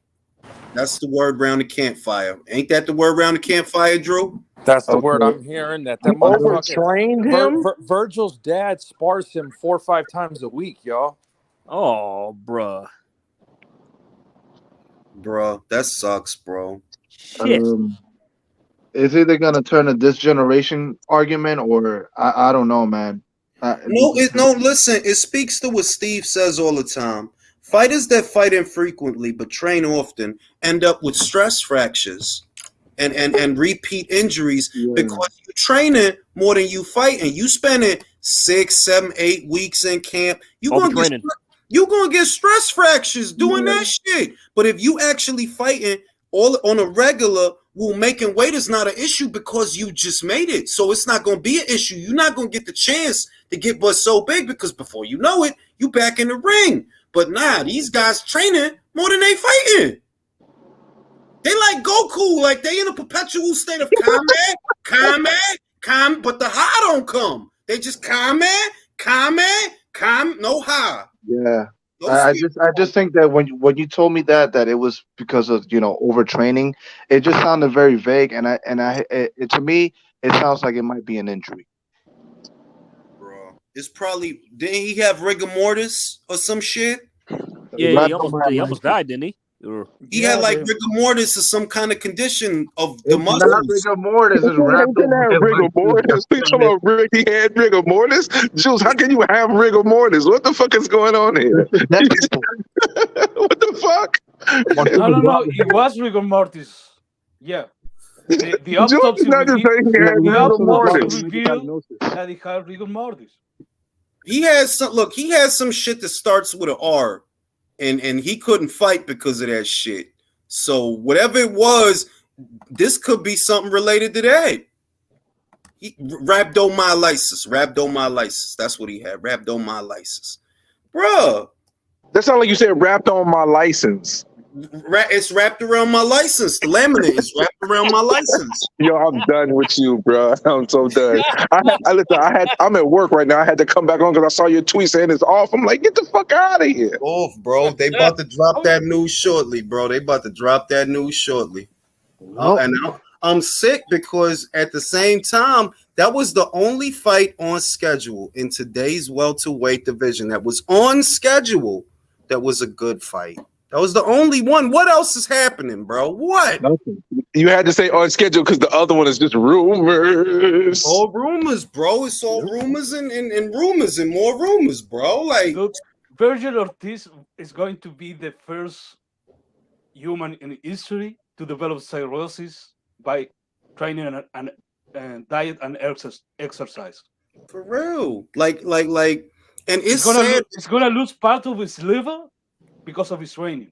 I'm gonna say that he need to go to 54 already. Just fuck it, bro. You're right. Absolutely. Because 147 is just a waiting room. It is, bro. Like, look, that's a good way to look at it. You know you're not gonna get Spence, and making this weight like you know you're not gonna get Spence. You know that. And Crawford, that shit is too far out there for you to keep trying to make this weight. You can't make this weight. So just go to 54, beat the shit out of some people. They ain't even got to be all that because you just getting your feet wet anyway. Just go to 54, bro. Just fuck it, bro. Get a head start on that shit, you know? Because he's still young. So just get a head start on that shit. Yeah, because 147 is like the waiting room in fucking Beetlejuice. Bro, that shit the DMV, bro. That shit is the DMV. And you don't even walk out with a license. Exactly. Yo, just got in. Drop the link. I got you. You know what I'm saying? With a vacant license. Bro, you get a permit. You don't even get a license. We need to ban boxing dads from messing up their son's career. This is ridiculous. These old men are destroying their kids' careers like this. They are because they living vicariously through their sons instead of just letting trust the process and let the process take over, bro. Stop running your sons into the ground. I was talking with an old trainer last week, and I'm like, "Yo, was boxing dads this bad when you was like in the 70s and 80s?" And he's like, "You know why it wasn't this bad? Because they get their ass kicked, and we didn't allow them in the fucking gym unless they just sat there and shut the fuck up." For like the It used to be like that. Because this shit, like, it's an epidemic of boxing dads, bro. It's an epidemic, bro. The Angel Garcias and Teofimo Lopez's. I can't say that about Bill Haney. You know why? He raised a good son. So I can't say that. Irrespective of what he jump on and say, his kid is still doing it. Like, nah, he doing it, though, bro. He getting it, man. He getting money, got all the belts, fighting in the fights that people want to see. Motherfuckers always act some type of way after the fact. Over 1 million people tuned into the Cambosos fight both times. So fuck that bullshit, all right? Motherfuckers wanted to watch that shit. Motherfucker. And I say this a lot about Bill. Bill, granted, whoever he fucking aligned himself with, I don't give a fuck. Bill's financial stability is not dependent on Devin. Bill was paid before Devin started making millions. Man, Bill was moving bricks. Shout out to Bill. So, and I'm being honest.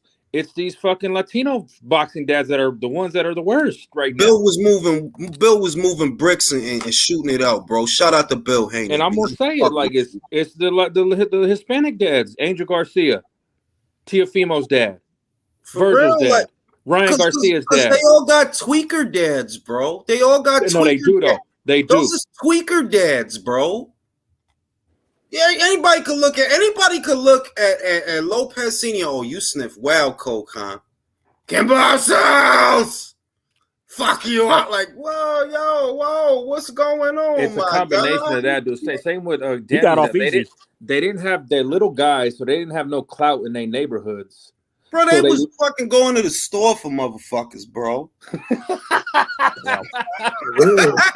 Hey man, go get us some fucking blunts and go get the fucking Dutch, beer. bro. Let me get a St. Nas and 2 Dutches, bro. And 2 loose, bro. You know what I'm saying? Go to the store, give me a chopped cheese, man. Get up there, B. Quite y'all fellas, question: who's more And annoying? you can keep the change though. Who's more annoying, Benavidez Senior or I would pay cash money to see Angel fight Lopez Senior, bro. Hey, I mean Benavidez Senior or Lopez Senior? Who's more annoying, Lopez Senior or Benavidez Senior? Who will win that fight, Jay? Man, Who I will got win Lopez. that fight? Lopez. No. He Lopez. I gotta see them stretch you know out what? and see what they're working with. You know what I mean? They old. Benavidez Senior. I tell you this though, I got Ruben Guerrero starching all of them. Bro, Ruben look like ZZ Top. Ruben look like ZZ Top, bro. He don't look like ZZ Top. He got the shades with the. Oh, he got the old Cholo look, but you see him flex the gun. I think Ruben will fold them both.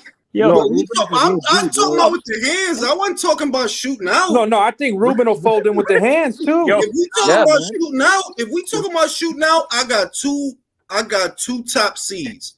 Don't sleep on Anatoly. Don't sleep on him. He from that old soul. He from that old soul. Drew, that post you put up of Ruben talking to you, you compared it to something she made a post. But every time I see that clip, like he beat his wife. I said he. No, I said that should have been Ryan Garcia and his dad at the presser. This guy. Oh, wait a minute. We got to put John Fury in that shit too. Oh, yeah. He's been talking about right now. But didn't you say John Fury's record is like his look? I don't know nothing about the bare knuckle shit because I don't know where you would go to look up that shit. I know on BoxRec he got knocked out more than once. That's what I know. Quiet. At the end of the day, all these motherfuckers, the T.O.'s dad, David's dad, motherfucking Danny Garcia's dad, all these motherfucking dads we talking about, we named them all. Put these motherfuckers in the Squid Game episode. Let's get it. For real, yo. Hey, but can I ask you this though, Jules? I think Peter Fury beat fucking John Fury's ass plenty of times. That's why he quiet. Listen, I'm gonna tell you, man. I'm not even playing. Peter is a killer, man. It's in the eyes, man. Look in his eyes, man. That dude is a killer, bro. He got bodies and shit. John is for the show. That's the brother that he is. He for the show. He for the act. Motherfucking Peter looked like he murked a couple of guys, man. I know he did, bro. I could feel it in my bones. That motherfucker killed motherfucker. So Peter was sending John to the stove. We could do a super series with the dads. You know what I'm saying? LDBC's most wanted says saludo de lo mío. Que lo que manín? Why hasn't Fat Man Raphael released the pay-per-view numbers? But for Canelo, he had the fake numbers the following Monday because they pay him to slander, bro. They pay. I felt. You know what I figured? They people. Like, he probably got them numbers from Leonard. When he put them numbers out, you probably got them shits from Leonard, bro. Why the fuck? And how the fuck would Leonard know what a DAZN pay-per-view does? He wouldn't. But you put it out because he told it to you. Sources knowing, bro, Leonard don't know nobody over there to know what their numbers are. He don't know nobody over there. And it's what I said it was. That's a partial number or it's a bad number. But that's not the real number because I got the real number the day before. And the day after, that's what they said it was. 800,000 in America and 1 million overall. So now, if you don't want to count the other bars from other countries, bitch, you don't have to. That's 800,000 in America. 800,000. You can't lie on the press release. The press release say that shit in plain English. 800,000 out of the 1 million came from America. You silly motherfuckers. But you won't believe Dan. Fuck out of here. And yeah, yo. We got to just put all the boxing dads in one room and see who come out. Hell Who's yeah. your money on? Who's your money on? Boxing Dad Super Series. I mean, I would bet on Papachenko because he got that old Soviet. Like, remember, he old school. He probably knows some other shit, like some equalizer shit. He from the USSR, like Zangief. Yeah, KGB shit, yo. Twist your shit up. While they over there fist fighting and getting it on, he just twisting everybody's shit up, choking them out. Yeah, he know that sambo like Fedor. Yeah, that sambo shit, that Krav Maga, all that Kali shit, all that fly shit, 52 blocks, all that shit, yo. He's that guy, bro. You make me want to go watch that Seagal movie where he snapped the CIA dude's arm. You saying Mark for Death shit, yo. Motherfucking all that shit with Keith Officer Nico. Officer Nico above the law and shit with the moose in his hair. I don't know who idea was to put his fat and flabby ass. They had his fat and flabby ass wearing a tank top. Like, bro, don't do that to like him. He was cut up. He don't got the arms for that shit, bro. There's some there's a couple where he's running in the tank top and you see the arms flabby and running. I'm talking about above the law when he was Officer Nico. They had him with the tank top. And I'm like, bro, why y'all put this fat and flabby guy with the tank top? Bro, fellas, hold, wait. Why like the side of Fatback with a tank top on? That's why like this is a movie called JCVD. It's like a self-autobiography of Jean-Claude Van Damme, right? And like he kind of plays himself in the movie like a down on his luck actor. And they actually joked about Steven Seagal. They talk about like, oh yeah, Steven Seagal got the role instead. Then he's like, how'd he do that? Oh, he cut off his ponytail. You know, because they have beefed. I know this for a fact. They did. There was a party at Stallone's house, and Seagal had been talking shit all through Hollywood, and they were both there. And Van Damme's like, "What's up? Let's go catch a fade outside in front of everybody." And Seagal bitched out and left. I couldn't believe that. Look, I couldn't believe that. They interviewed Van Damme. This is like in the 90s, man. They asked him about it, and he was like, my point to Seagal was he was acting real big and bad. He was like, we had no malice or nothing. I was like, hey, I actually competed. Like all over Europe. He did. He did. He did. He won tournaments and shit. He told Seagal, like, look, I know you can fight. He's like, but you just trained. You never competed. Let's see what you got on some friendly shit. And Seagal didn't want to fade with him. Man. Not only that, but like he trains Aikido and Seagal, and then like Van Damme, he does Dutch kickboxing. Like I don't think look, it's a lot of fighting styles that is not real. Like kickboxing is real, Muay Thai is real, boxing is real, Sambo is real, Jiu-Jitsu. It's not good if you in the street, but Aikido, Aikido's not it.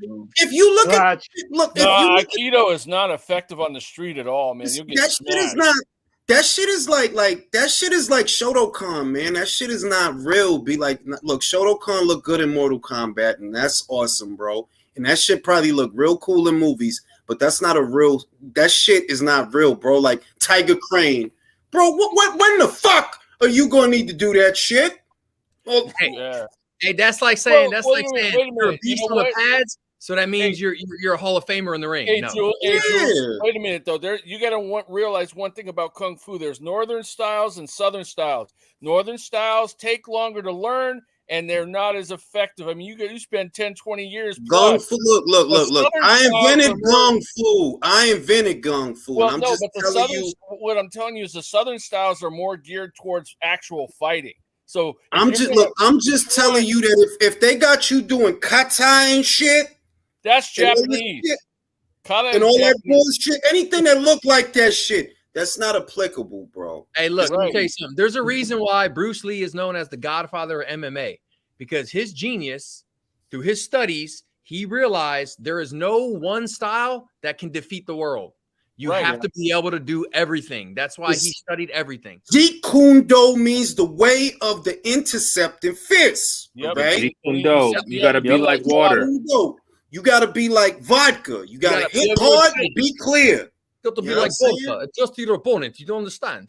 You know what I'm saying? But on some real shit, look, on some ideology shit, right? Just because Jeet Kune Do didn't turn out to be, what Bruce would have wanted. It didn't. It's not like you're going to learn Jeet Kune Do and you're going to start shooting Hadoukens and shit. You got to remember, he didn't live long enough for it to like get momentum. I do agree with that. That I feel that it's what is left is he probably could have added more to it that would have made it a more cohesive style. But off of the dome and what he was saying is true. He just borrowed what works in real life situations from many different styles. Because you know what, Bruce? That's why he's the godfather of MMA. You know what, Bruce? Hey, you know what Bruce also did too, though? He would literally go out on the streets and like test the shit that he learned and get into actual fights and test what he knew. That is also because the only way you gonna know if it work is in a real life setting, practical application. That's like when you go to a gun range and they don't let you draw from the hip. Well, I might as well not even be here, you motherfucker. Because then what you think? I'm walking around like this all day? No. It's practical application. My gun range in the chat says you got to run. You got one at a time. It's two people talking at the same time. Go ahead, Alex. Right. No, I was just saying, damn, the gun range I work at, bro. I work at a gun range and gun store part time. Yeah, you ain't allowed to draw from the hip there, man. Well, I'm sorry, you can't draw from a holster, but you can have your weapon at the low ready, raise up and shoot on our range, but you can't draw from a holster. At the range by my house, I don't understand this shit. They will not let you draw from the hip. Now, at the more expensive membership, $100 a month range, you can draw from the hip, man. You go in that bitch with a shotgun. But I'm like, bro. You want me to put you on why? Why? So, first thing I'm going to say is everywhere you go in life, for every silly or stupid rule, it's because somewhere in the past, some motherfucking dumbass did something stupid and ruined it for everybody else going forward. So I work at, I don't know what states y'all live in, but I work at Range USA. If you got a Range USA near you where you live, I work for that company, right? As an instructor and a range safety officer and a salesman. So at some point in their history, some motherfucker was in there, drew from a holster, and shot the floor or the table in front of him. That's what I was about to say. That the only based on what you said, what I see is, you know what some dumb motherfucker did? He probably had his hand too close to the trigger and shot himself in the thigh. Didn't practice good gun safety. You probably went to the shit and shot yourself right in the thigh or the ass. That reminds me of that video that went viral years ago. It was like some black guys. I don't know if he was DA or something. He was in a class full of kids. And this dumbass shot his gun. Yeah, the black dude with dreads and shit. He's a cop. He's a police officer. And was he talking about like the gun's completely unloaded? And it wasn't. He shot off a round. And like this, he trying to play it off like, see, that's what I'm trying to tell y'all. That's why you don't do that. that shit. Yeah. Hey, you know what else is crazy? It happened in Dallas. I forget how many years ago, but it happened in a Range USA in Dallas, Texas. I'm at a Houston location. Mm-hmm. A person came in there, right? They were of age. They were legal. They rented a firearm because we rent firearms and you can shoot them on our range. They rented a firearm, came in alone. It was their first time there, came in alone, rented a firearm, went into the range, loaded one single round, put it to their head and blew their brains out. Wow. Yeah. Now, isn't that what happened to like the American Sniper guy that he was shooting somebody and they got murked? Yeah, let me finish that real quick. I got you, fam. Let me finish. So going back to stupid rules come up for a reason. Range USA has a new policy. You know what it is? If you walk into a Range USA and I scan your driver's license and I see that you have 0 visits to any of our locations nationwide, I know it's your first time. And if you're alone and if you don't bring your own gun, I'm going to look at you and say, hey, how you doing? What you looking to do today, sir? And you go, well, I just want to rent a weapon and go shoot. And I'm going to look at you and say, hey, hey, this is your first visit. So we can't rent you anything today. You can't shoot here today. You can come back tomorrow. Really? You know why? Because of that. So here's the thing. For one, they don't want that blood on their hands. 2, if somebody's coming in, think about it. If you walk in with your own gat, of course I'm going to let you shoot. Because you could have killed yourself before you don't need to come here to kill yourself. You got your own gun. But if you're coming in alone, you've never been to our range, so we need to assume you never went to a gun range. You're not into shooting, but you're here alone and you're renting a gun. So makes it does make perfect. So it does make perfect point, sense. So they're like, if we stop them at that point, like peep game, that gives at least 2 things happen. 2 things are guaranteed. It ain't happening on our hands, and it gives them time to think about that decision they're about to make. You know what I mean? No, it does because that's peculiar. It is peculiar. Like most of the time at the range I go to, everybody really bring their own shit. Don't nobody really want to, because he got a Glock. If you don't bring your own shit, he got this Glock and it jam or double action happens. Don't nobody want to use that shit. Everybody bring their own shit. The gun stores, the rental guns, them bitches get clean like once every 4 weeks, bro. Yeah. Motherfucker don't expect he gonna have to rent that shit out to nobody, so it's all type of gunpowder in that shit. Hey Jules, real quick, man. Masood made in the chat made a good point about the martial arts thing. He said you got to run, you got to spar, you got to take shots, you got to take injuries. Don't matter, you're poison. And he makes a good point on that because if you don't, it ain't no martial art gonna help you.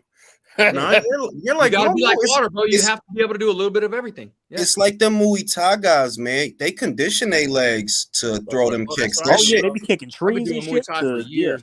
I boxed as a kid. I wrestled and boxed when I was a kid. But when I became an adult, I did jujitsu for a while, for like 4 years, and then after that, bro, I found the truth, bro. Muay Thai is it, bro. That's all I do now. Bro, I'm like if I think it was Andrew Tate brother that said that, but I've been saying that shit for years, man. If you talking about real life situation, what's the best thing for you to learn? It is either boxing or kickboxing. You do not want to take it to the floor, not in no goddamn street fight. They will stomp you out. I don't care what shit you know, what twist up shit you know, armbar, crowbar, whatever, bro. You do not want to go to the floor. No, I've done all. I got my blue belt in jiu-jitsu. The best grappling for not going on the ground is judo. Get someone off of you. If they try to grab you, you just know how to throw them off. Yeah, you could toss them. Yeah, and you avoid going to the ground. You just get them the fuck away from you. The problem with that though is in a real combat situation, in a real life setting, when you're that close to the guy, you're close enough he could stab you. Mm-hmm. That's the problem. With that. There's no referee. There's no rules. Like you can hit in any, like in the UFC, if a dude knee touches the ground, he know he's safe. In the streets, if your knee goes down, you ain't safe, motherfucker. You know what I mean? Like, that's one reason. That's why I don't leave the house without a weapon. Oh yeah. No, I mean it's that, but it's also that the most practical things for a real life setting. If you talking about you at a bar or you at a bowling alley or you wherever, right?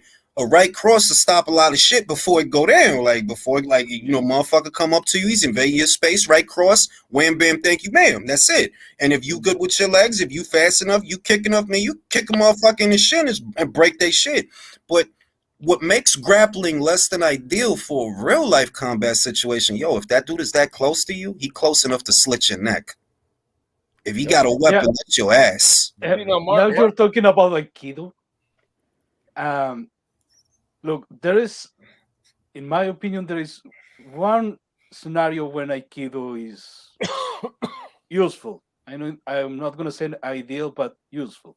Let's say in your neighbor, you have a bunch of crack addicts and drunk people that may attack you with a knife or a stick or a bar. Maybe that Aikido be the solution because Aikido has something that other martial arts don't have. That the part of the training of Aikido is trained against weapons with bare hands. Mm-hmm. So, if someone rushes you with, for example, with a knife, it's not like you're gonna beat the guy with the knife or gonna disarm you and knock him out. No, you're gonna try to avoid the guy with a knife safely and then run away. Yeah. Leo, not it's literally necessarily confront him. yeah, Leo. It's literally self-defense. Like it's there to disarm somebody, not there to actually harm somebody. Yeah, You know what I Yeah, but mean? I'm going but to say, Aikido. look, Aikido has that, and I think, what's that shit they teach them guys? I think it's Kali. They teach you how to they try to teach you how to disarm an armed assailant, but it's still a gamble. You still got to engage for it to get to that point where you dealing with a Yeah. guy that got a knife, and obviously you don't turn your back on the guy. I'm just saying that for practical situations. No, but let me finish. That type of training only works with people that don't know how to fight. That's What my I'm point. saying is the quickest shit. What looks to be the quickest shit is boxing and Muay Thai. If you could just get an elbow out there real quick and knock the motherfucker out, or if you good with your boxing, get a right cross out there, get the motherfucker out. That'll stop a lot of shit. As soon as they invade your space, move, and that's it. That's all she wrote. Right in the triangle. You know what I'm saying? Other than that, a lot of shit is for movies, bro. All them jump kicks, you better chill. Don't do that shit. You gonna land and motherfucker gonna stab the shit out of you. Do that Van Damme kick, bro. Motherfucker get right under that Get shit. in that slow ass 360. You know what I'm saying? Motherfuckers out here doing butterfly kicks. Like, listen, my guy, you better not. It's crazy out here. You better not. All that shit look cool, but the best stuff to do is the basic stuff. Just like anything else, the basic stuff is the genius stuff, bro. Boxing and Muay Thai. That shit get you right, keep you ready, and you'll be all right. And if you taking care of yourself, because the other thing is, it's just like what we said. The Muay Thai guys don't all of a sudden kick hard. Them motherfuckers train their legs for years, bro. They shit's is conditioned to kick the shit out of motherfucker. That if he kick you, he might break your leg. Well, you know what? I'm gonna add into that with the boxing and the Muay Thai. You need to know a bit of wrestling too, in case you end up on the ground. You got to know. I mean, no, it's not that I don't think it doesn't help. I just keep thinking, look, when a motherfucker got a knife, do you really want to be close enough that you wrestling? If a it's just too like no, and that's I'm not exactly talking about a knife scenario. I'm just talking about in a fight scenario, not a knife one. But I understand. Well, no, that's exactly why that's exactly why judo is more efficient, because it keeps you from having to go fucking to the ground. Right. You know what I'm saying? If motherfucker close enough to grab your t-shirt, he's close enough to stab you right in your goddamn throat, bro. Close enough to poke you right in your shit. I seen that. Remember that video I told you about in Australia? The kid, he kept pump faking, and the second time he pump faked, the dude poked him right in his neck. And the dude held his neck. He's like, "Fuck, I'm gonna die." Like it a was fucking a idiot. rap, yo. It was a rap, bro. It's like and the dude, I saw the dude with the knife wasn't even trying to stick him. Like, dude, just get the fuck out of here. I'm saying, like, I don't know why he kept doing. It be like that. Like, listen, motherfucker. If motherfuckers knew the shit that would happen, they wouldn't do that shit. And I was laughing because dude literally was standing there holding his neck, like, "Oh shit, I'm gonna die." I felt bad because it's like you got to think, man. That motherfucker. That's a young motherfucker that's on the train. He don't figure he not gonna go home. That shit always make me sad, bro. It's like when a dude died at my site, a site that I was working temporarily. And the dude, you want to follow that dude to the parking lot and got saying, I swear to God, it was the same. He got poked in his neck. Like, nah, man. Like, see that dude, you just trying to pay your bills and go to work. Yeah, but they tried jumping that dude, Jules. It was like 4-on-1. Nah, it was a group of kids with a group of kids, and I don't think it's nothing wrong with a group of kids getting it on and fist fighting. But like, fam, like it's always that one guy, man, and he's scared, and that's why he has that shwammy on him, and then somebody don't go home. That's sad, bro. Haplo says that Boss Rutan has the best street fight videos. I remember Boss Rutan. He the dude that looked like Soda Popinski.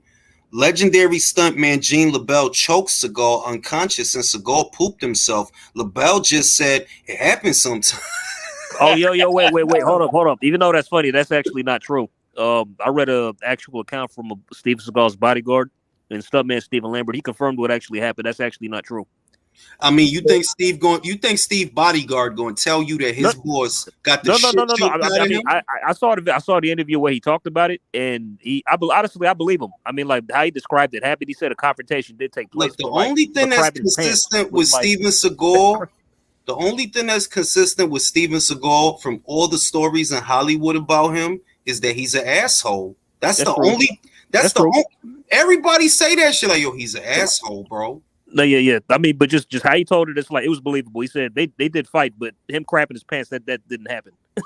So I remember Michael Jai White's story. Michael Jai, and I believe Michael. He said, yeah. He liked to hit. He said he liked to hit guys during the choreography. Yes, he did. Of the fight scenes. He's like, but he ain't try that shit with me. I'm like, I know he didn't. I know he didn't. Like, nah, like, you're not gonna hit Michael me. Jai White, he just got that energy. Like, I wish a motherfucker would one day. You know, you're not gonna punch me in my face for this scene, bro. Like, you better chill. Imagine Steven Seagal trying to fuck up Spawn. Hell no. Bruh.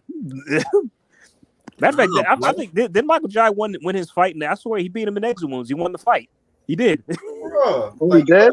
Good. You better keep your hands to yourself, bro. Don't hit Michael. He'll fuck you up. He'll twist your shit up out here. Don't fuck. I remember that video with Kimbo where he's like, you see, when he kept hitting his hand, like, he's trying to show him, like, yo, the shortest distance between 2 points is a straight line. So you curving and loading up on your shots, don't even do that. Shoot from the hip, straight. And he couldn't miss, bro. He couldn't miss. He was moving his shit. He couldn't miss. Like, that's a bad dude, man. Don't leave him alone. Don't hit him. It's a bad dude. You know what I'm saying? But a lot of that other shit, man, like, and I remember it used to be a question, but I think that we all know why now. That people used to ask, like, if Aikido is so effective in practical situation and it has a practical application, why do you never see people in the UFC do it? And it was like, well, because that shit is bullshit. That's why you don't see these people got socialized by these Steven Seagal films where this guy, he's just flipping these guys just by holding their pinky. For real? Yeah, you be saying. I'll be looking at some of the joint locks, and that was when I was a kid. I'm like, yo, he really fucking people up with these joint locks? Like, nah, that shit is Hollywood, bro. Like, right? Plus, this scenes of him grabbing people's balls and like. No, but you know, motherfucker grab ball. Your shit gonna hurt, bro. But you see the videos now where Steven Seagal is like over 50 and is fat, and then you have all these like. So he's been fat for years. Like they're basically doing a fucking wrestling maneuver where they just basically take a dive. But he's been fat for years. Like that. It's choreography, bro. It's like that shit don't be real. Like, and I remember for years it was a thing that people used to ask, and they didn't just used to ask that about Aikido. They used to ask that about a lot of I guess popularized fighting styles. You know what I mean? They used to ask that about Aikido. They used to ask that about Shotokan. All these ones that's like that's supposed to be they look good on screen, but that shit is not practical. It's not practical. No, it's not. It's not practical. Now Taekwondo is practical. It can be if you know it could be practical. Motherfucking Muay Thai is the most practical shit in the world, bro. That shit is just plain old fighting, bro. You're using your and you fighting, bro. You know what I'm saying? I can attest to that, man. I've trained there, competed there, bro. I'm telling you right now. Like I said, I grew up as a wrestler, got into boxing, then went into jiu-jitsu, and then went into Muay Thai. I think all of them, man. I'm gonna tell you right now, I feel the most comfortable and prepared. Let's say I'm not strapped and my opponent's not strapped and it's a real fight, right? I feel the most comfortable knowing I have enough wrestling and jiu-jitsu to where I ain't the man, but I'm comfortable on the ground and I'm not freaking out and I can defend myself. I think it's better than boxing. Stand up, I am superior to any motherfucker out here who does not have the equivalent amount of formal training as me. If you don't have, I don't care how old you are, how fast you are, how strong you are. If you haven't formally trained like I have or better, you're gonna lose when it comes to because of Muay Thai. I'm telling you, bro. And trained and untrained. Muay Thai, like if you don't know nothing, or you want to just, I don't know, you want to put your kid in something and you don't know nothing, Muay Thai is a good go-to. It has the best of boxing, and it has some kicking, and it has some elbows. Like, not fuck the Hollywood shit. The simple shit they don't show you on TV. Muay Thai involves a lot of clinching and takedowns.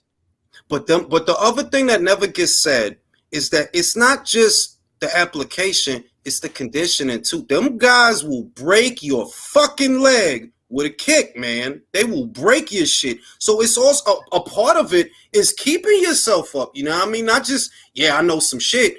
It's keeping yourself up. You got to be fit. You know what I mean? Drews, my coach, He coaches. Y'all can look him up on social media. He coaches out of Columbus, Georgia. We call him Master Cha because his last Thai name is so long you can't even pronounce it. So we shorten it to Cha, Master Cha. He's the coach for Thai Top Team USA. You can look it up, bro. So I would be holding like he would always pick me or one of the other cats who were experienced in the class to demonstrate with, right? And I got a fucking 4-inch motherfucking kicking pad, leg pad, 4 inches thick, bro, of pad. It's designed for hard kicks. This man is late 60s, pushing 70 years old, bro. This dude's trained UFC fighters, professional boxers. You know what I mean? He's a 3-time world champion dude from Thailand. He's the real deal. Bro, this motherfucker kicks this pad, Jules. Bro, panel, I'm telling y'all. I put on a good face.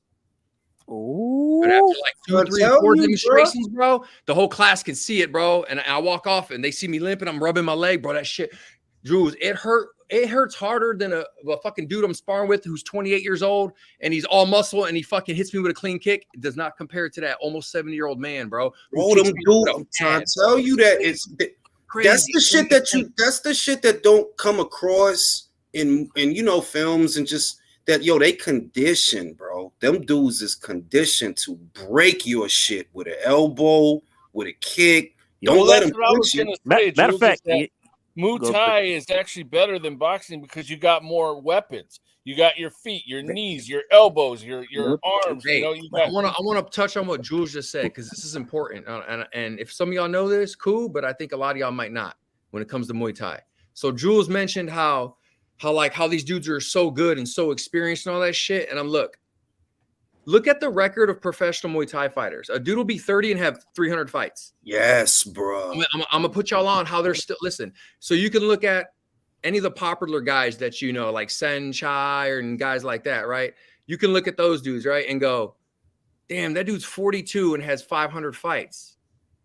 They're kicking each other, they're punching each other, elbowing each other. Boxers don't do any of that. They just punch with gloves. How are their careers over at 34 with 30 fights? I'm gonna give you all a secret. It's the culture. So here's what happens in Muay Thai. As people are coming up, the culture and the tradition, everyone knows you're feeding your family. This is your livelihood. So what they do is a 5-round fight. The first round, they're just going to warm up with each other, play with each other, and then that's when everyone's placing their bets. Second round, they kind of step it up and they go kind of for real. Now they're really demonstrating what they could do. And they go, okay, so bets start changing again. Third round, they fight for real. Fourth round, they fight for real. By the 5th round, they already know. The fighters even know, like, I got this. You know you lost. And then they kind of capitulate and have a clean, but exciting last round. Or it's still competitive. Wow. Or it's still competitive and you fucking go all out and somebody has to win. I'm going to add more to it. But the bets are finalized right before round 3. You can't bet after the second round. You can't bet by the start of the 3rd round. Now, going back to the culture, and they know this is their livelihood. Once again, how are dudes in their early 30s and got 300 fights, and they're still in good shape? So you get these fighters. There's a lot of betting going on, a lot of side stuff. They get paid extra and get paid bonus money if they cut their opponent. So you ever wonder why when you watch highlights of Muay Thai or you see Muay Thai fighters hitting crazy elbows, nobody's getting knocked out with them? It's rare sometimes, but it's usually just opens a cut. You're like, well, you could have knocked them out. No, they open the cut. They get a bonus in their paycheck for the fight, right? For the cut for drawing blood from their opponent, because that's tradition. And at the same time, they're respecting their opponent, his potential long career. He got to feed his family. Wow. Hold on, it gets deeper. So after that, so here's the thing. It's like, cool, you can cut your opponent. Everybody gets that. But do not intentionally hurt him in a way that's going to last permanently. You know what I mean? Like that's I dig it. I dig because that's the difference. It's a understood rule. It's part of their culture, and that's why they have so many fights. That's why they stay so strong and so fit for so many years. And what comes with that territory is when that happens, you turn into this whole type of different monster that boxers just can't become. You know what I mean? Like, yeah, because the boxer is extremes. You know, you trying to go out there and inflict maximum that will depending on the style too, because some guys is all finesse and some guys is all muscle or all firepower. So I guess it just depends. But I never would have known that basically it's like, I ain't really trying to fuck you up. I am trying to beat you, but I ain't trying to fuck you up though. 100%, bro. That is literally the culture. It's understood by. And now hold on. I'm only speaking for traditional Muay Thai fighters from Thailand. In Thailand, that's the culture. Because in Thailand, like boxing, it's Thai boxing. That's the poor man's sport in their country. Wow. Like we have boxing as our poor man's sport. Thai boxing or Muay Thai is their poor man's sport. Wow. And yeah, it's a culture thing, man. So that's why you see a lot of action, but that's why their careers are so long, because they take care not to hurt each other too bad, man. Yeah, because they're not trying to give each other brain damage. That makes sense. But at the same time, that's good though, because longevity, man. Longevity, like anybody on the panel everybody on the panel ever done Muay Thai before? Anybody ever tried it? No, never. Right, and I would never attempt to try it because. So I'll tell you like this, man. You should, man. You'll love it. Yeah. I'll tell you like this. I'll consider Here's it. the thing Being about a security guard, I'll probably consider it. Right. I just want to add to country real quick. There's a reason why they call it the Muay Thai like the art of 8 limbs. Yeah, because you got the knees and the elbows and the fist. So you add that in total, you get yeah. Yeah. You know, and you know what's funny? You know what here's where I'm gonna hook you up, bro. 2, 4, 6, 8 ain't the feet in Muay Thai. The last 2 numbers are the left and right side of your brain. Well, Alex, like right quick, how you described how your instructor kicked you, and even with that shin guard on, I was like, for instance, like I remember watching like there was a documentary on like how there was this like champion Muay Thai fighter who was demonstrating kicks for he was demonstrating for like the king of Thailand or something like that, and they did a study on this fighter, and they had him kick like some punching machine, and they said his kick was the equivalent to like a car hitting you with like 30 miles per hour. Bro, I'm telling them dudes. Look, man, when you look at what them dudes do to get themselves conditioned to be what they are, them motherfuckers are kicked through a tree, bro. Like they will kill you. Probably like you're just taking a kick from one of them guys to the dome, bro. You might not wake up. That's like the equivalent of smithing. Like you're creating a sword, and you have to iron sharpens iron. That's what basically it is. Yeah. So like I was telling you earlier, y'all, man, like I dabbled in all of them, right? All those, right? Never mastered any of them, dabbled in all of them. I ain't the shit. No, I don't claim to be. But I will tell you this, when I compare them all from my perspective, and one thing I noticed that stands out, because they all have similarities, ground game, stand up, all these different styles, every boxing, wrestling, all that, jiu-jitsu, Muay Thai. But what I noticed that stands out with Muay Thai, when you train, everything you do is with malice. Every strike, there's no, hey, distract him with this and then follow up with, no, the jab is a power punch.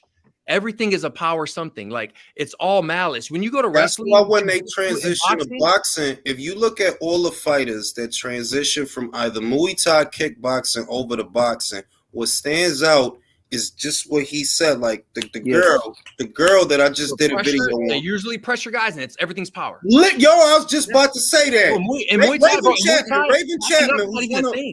Raven Chapman, who's one of my favorite fighters, she was Muay Thai.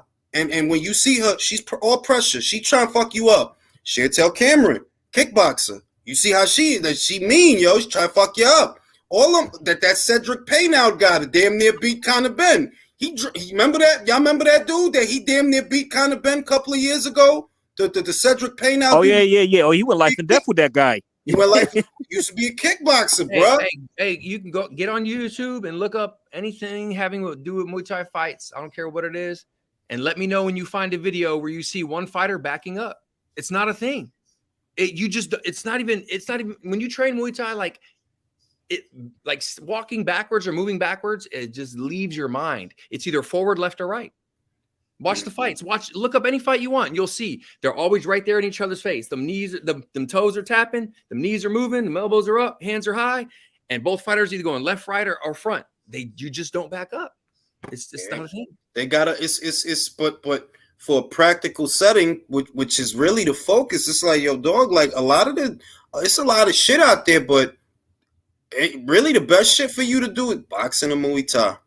That's the go-to. Like if you talking about real life shit that is applicable in real life situations for the easiest outcome, it's boxing or Muay Thai. I would say, but I also would say, wrestling is extremely important. If you it's not that no, you know what? It's not that it isn't. It's just if you apply in practical situations, you don't know if the guy got a knife. If you're close enough, you can no wrestle him. doubt. Yeah, you want to keep distance. Yeah, you want to keep that shit If from you're, getting low. if Yeah, you're yeah, I got close you. enough that y'all can wrestle, you're close enough to get stabbed. And my brain was still on the nobody's got weapons thing. My bad. Yeah, you Yeah, right. but you know that like the way the shit like B, if you that close to, he could poke you up real quick and it's a wrap, bro, and you'll bleed out. You'll bleed, matter of seconds, you'll bleed out like nah. You know what I'm saying? So yo, B, y'all be safe out here. I'm gonna go to sleep. You know what I'm saying? And Stanionis versus Ortiz is off, and that sucks. And so does welterweight and middleweight, and yeah. And then David sucks. Yeah. And David sucks. So he's not the monster no more. We good? Yeah, we good. Yeah, he's not.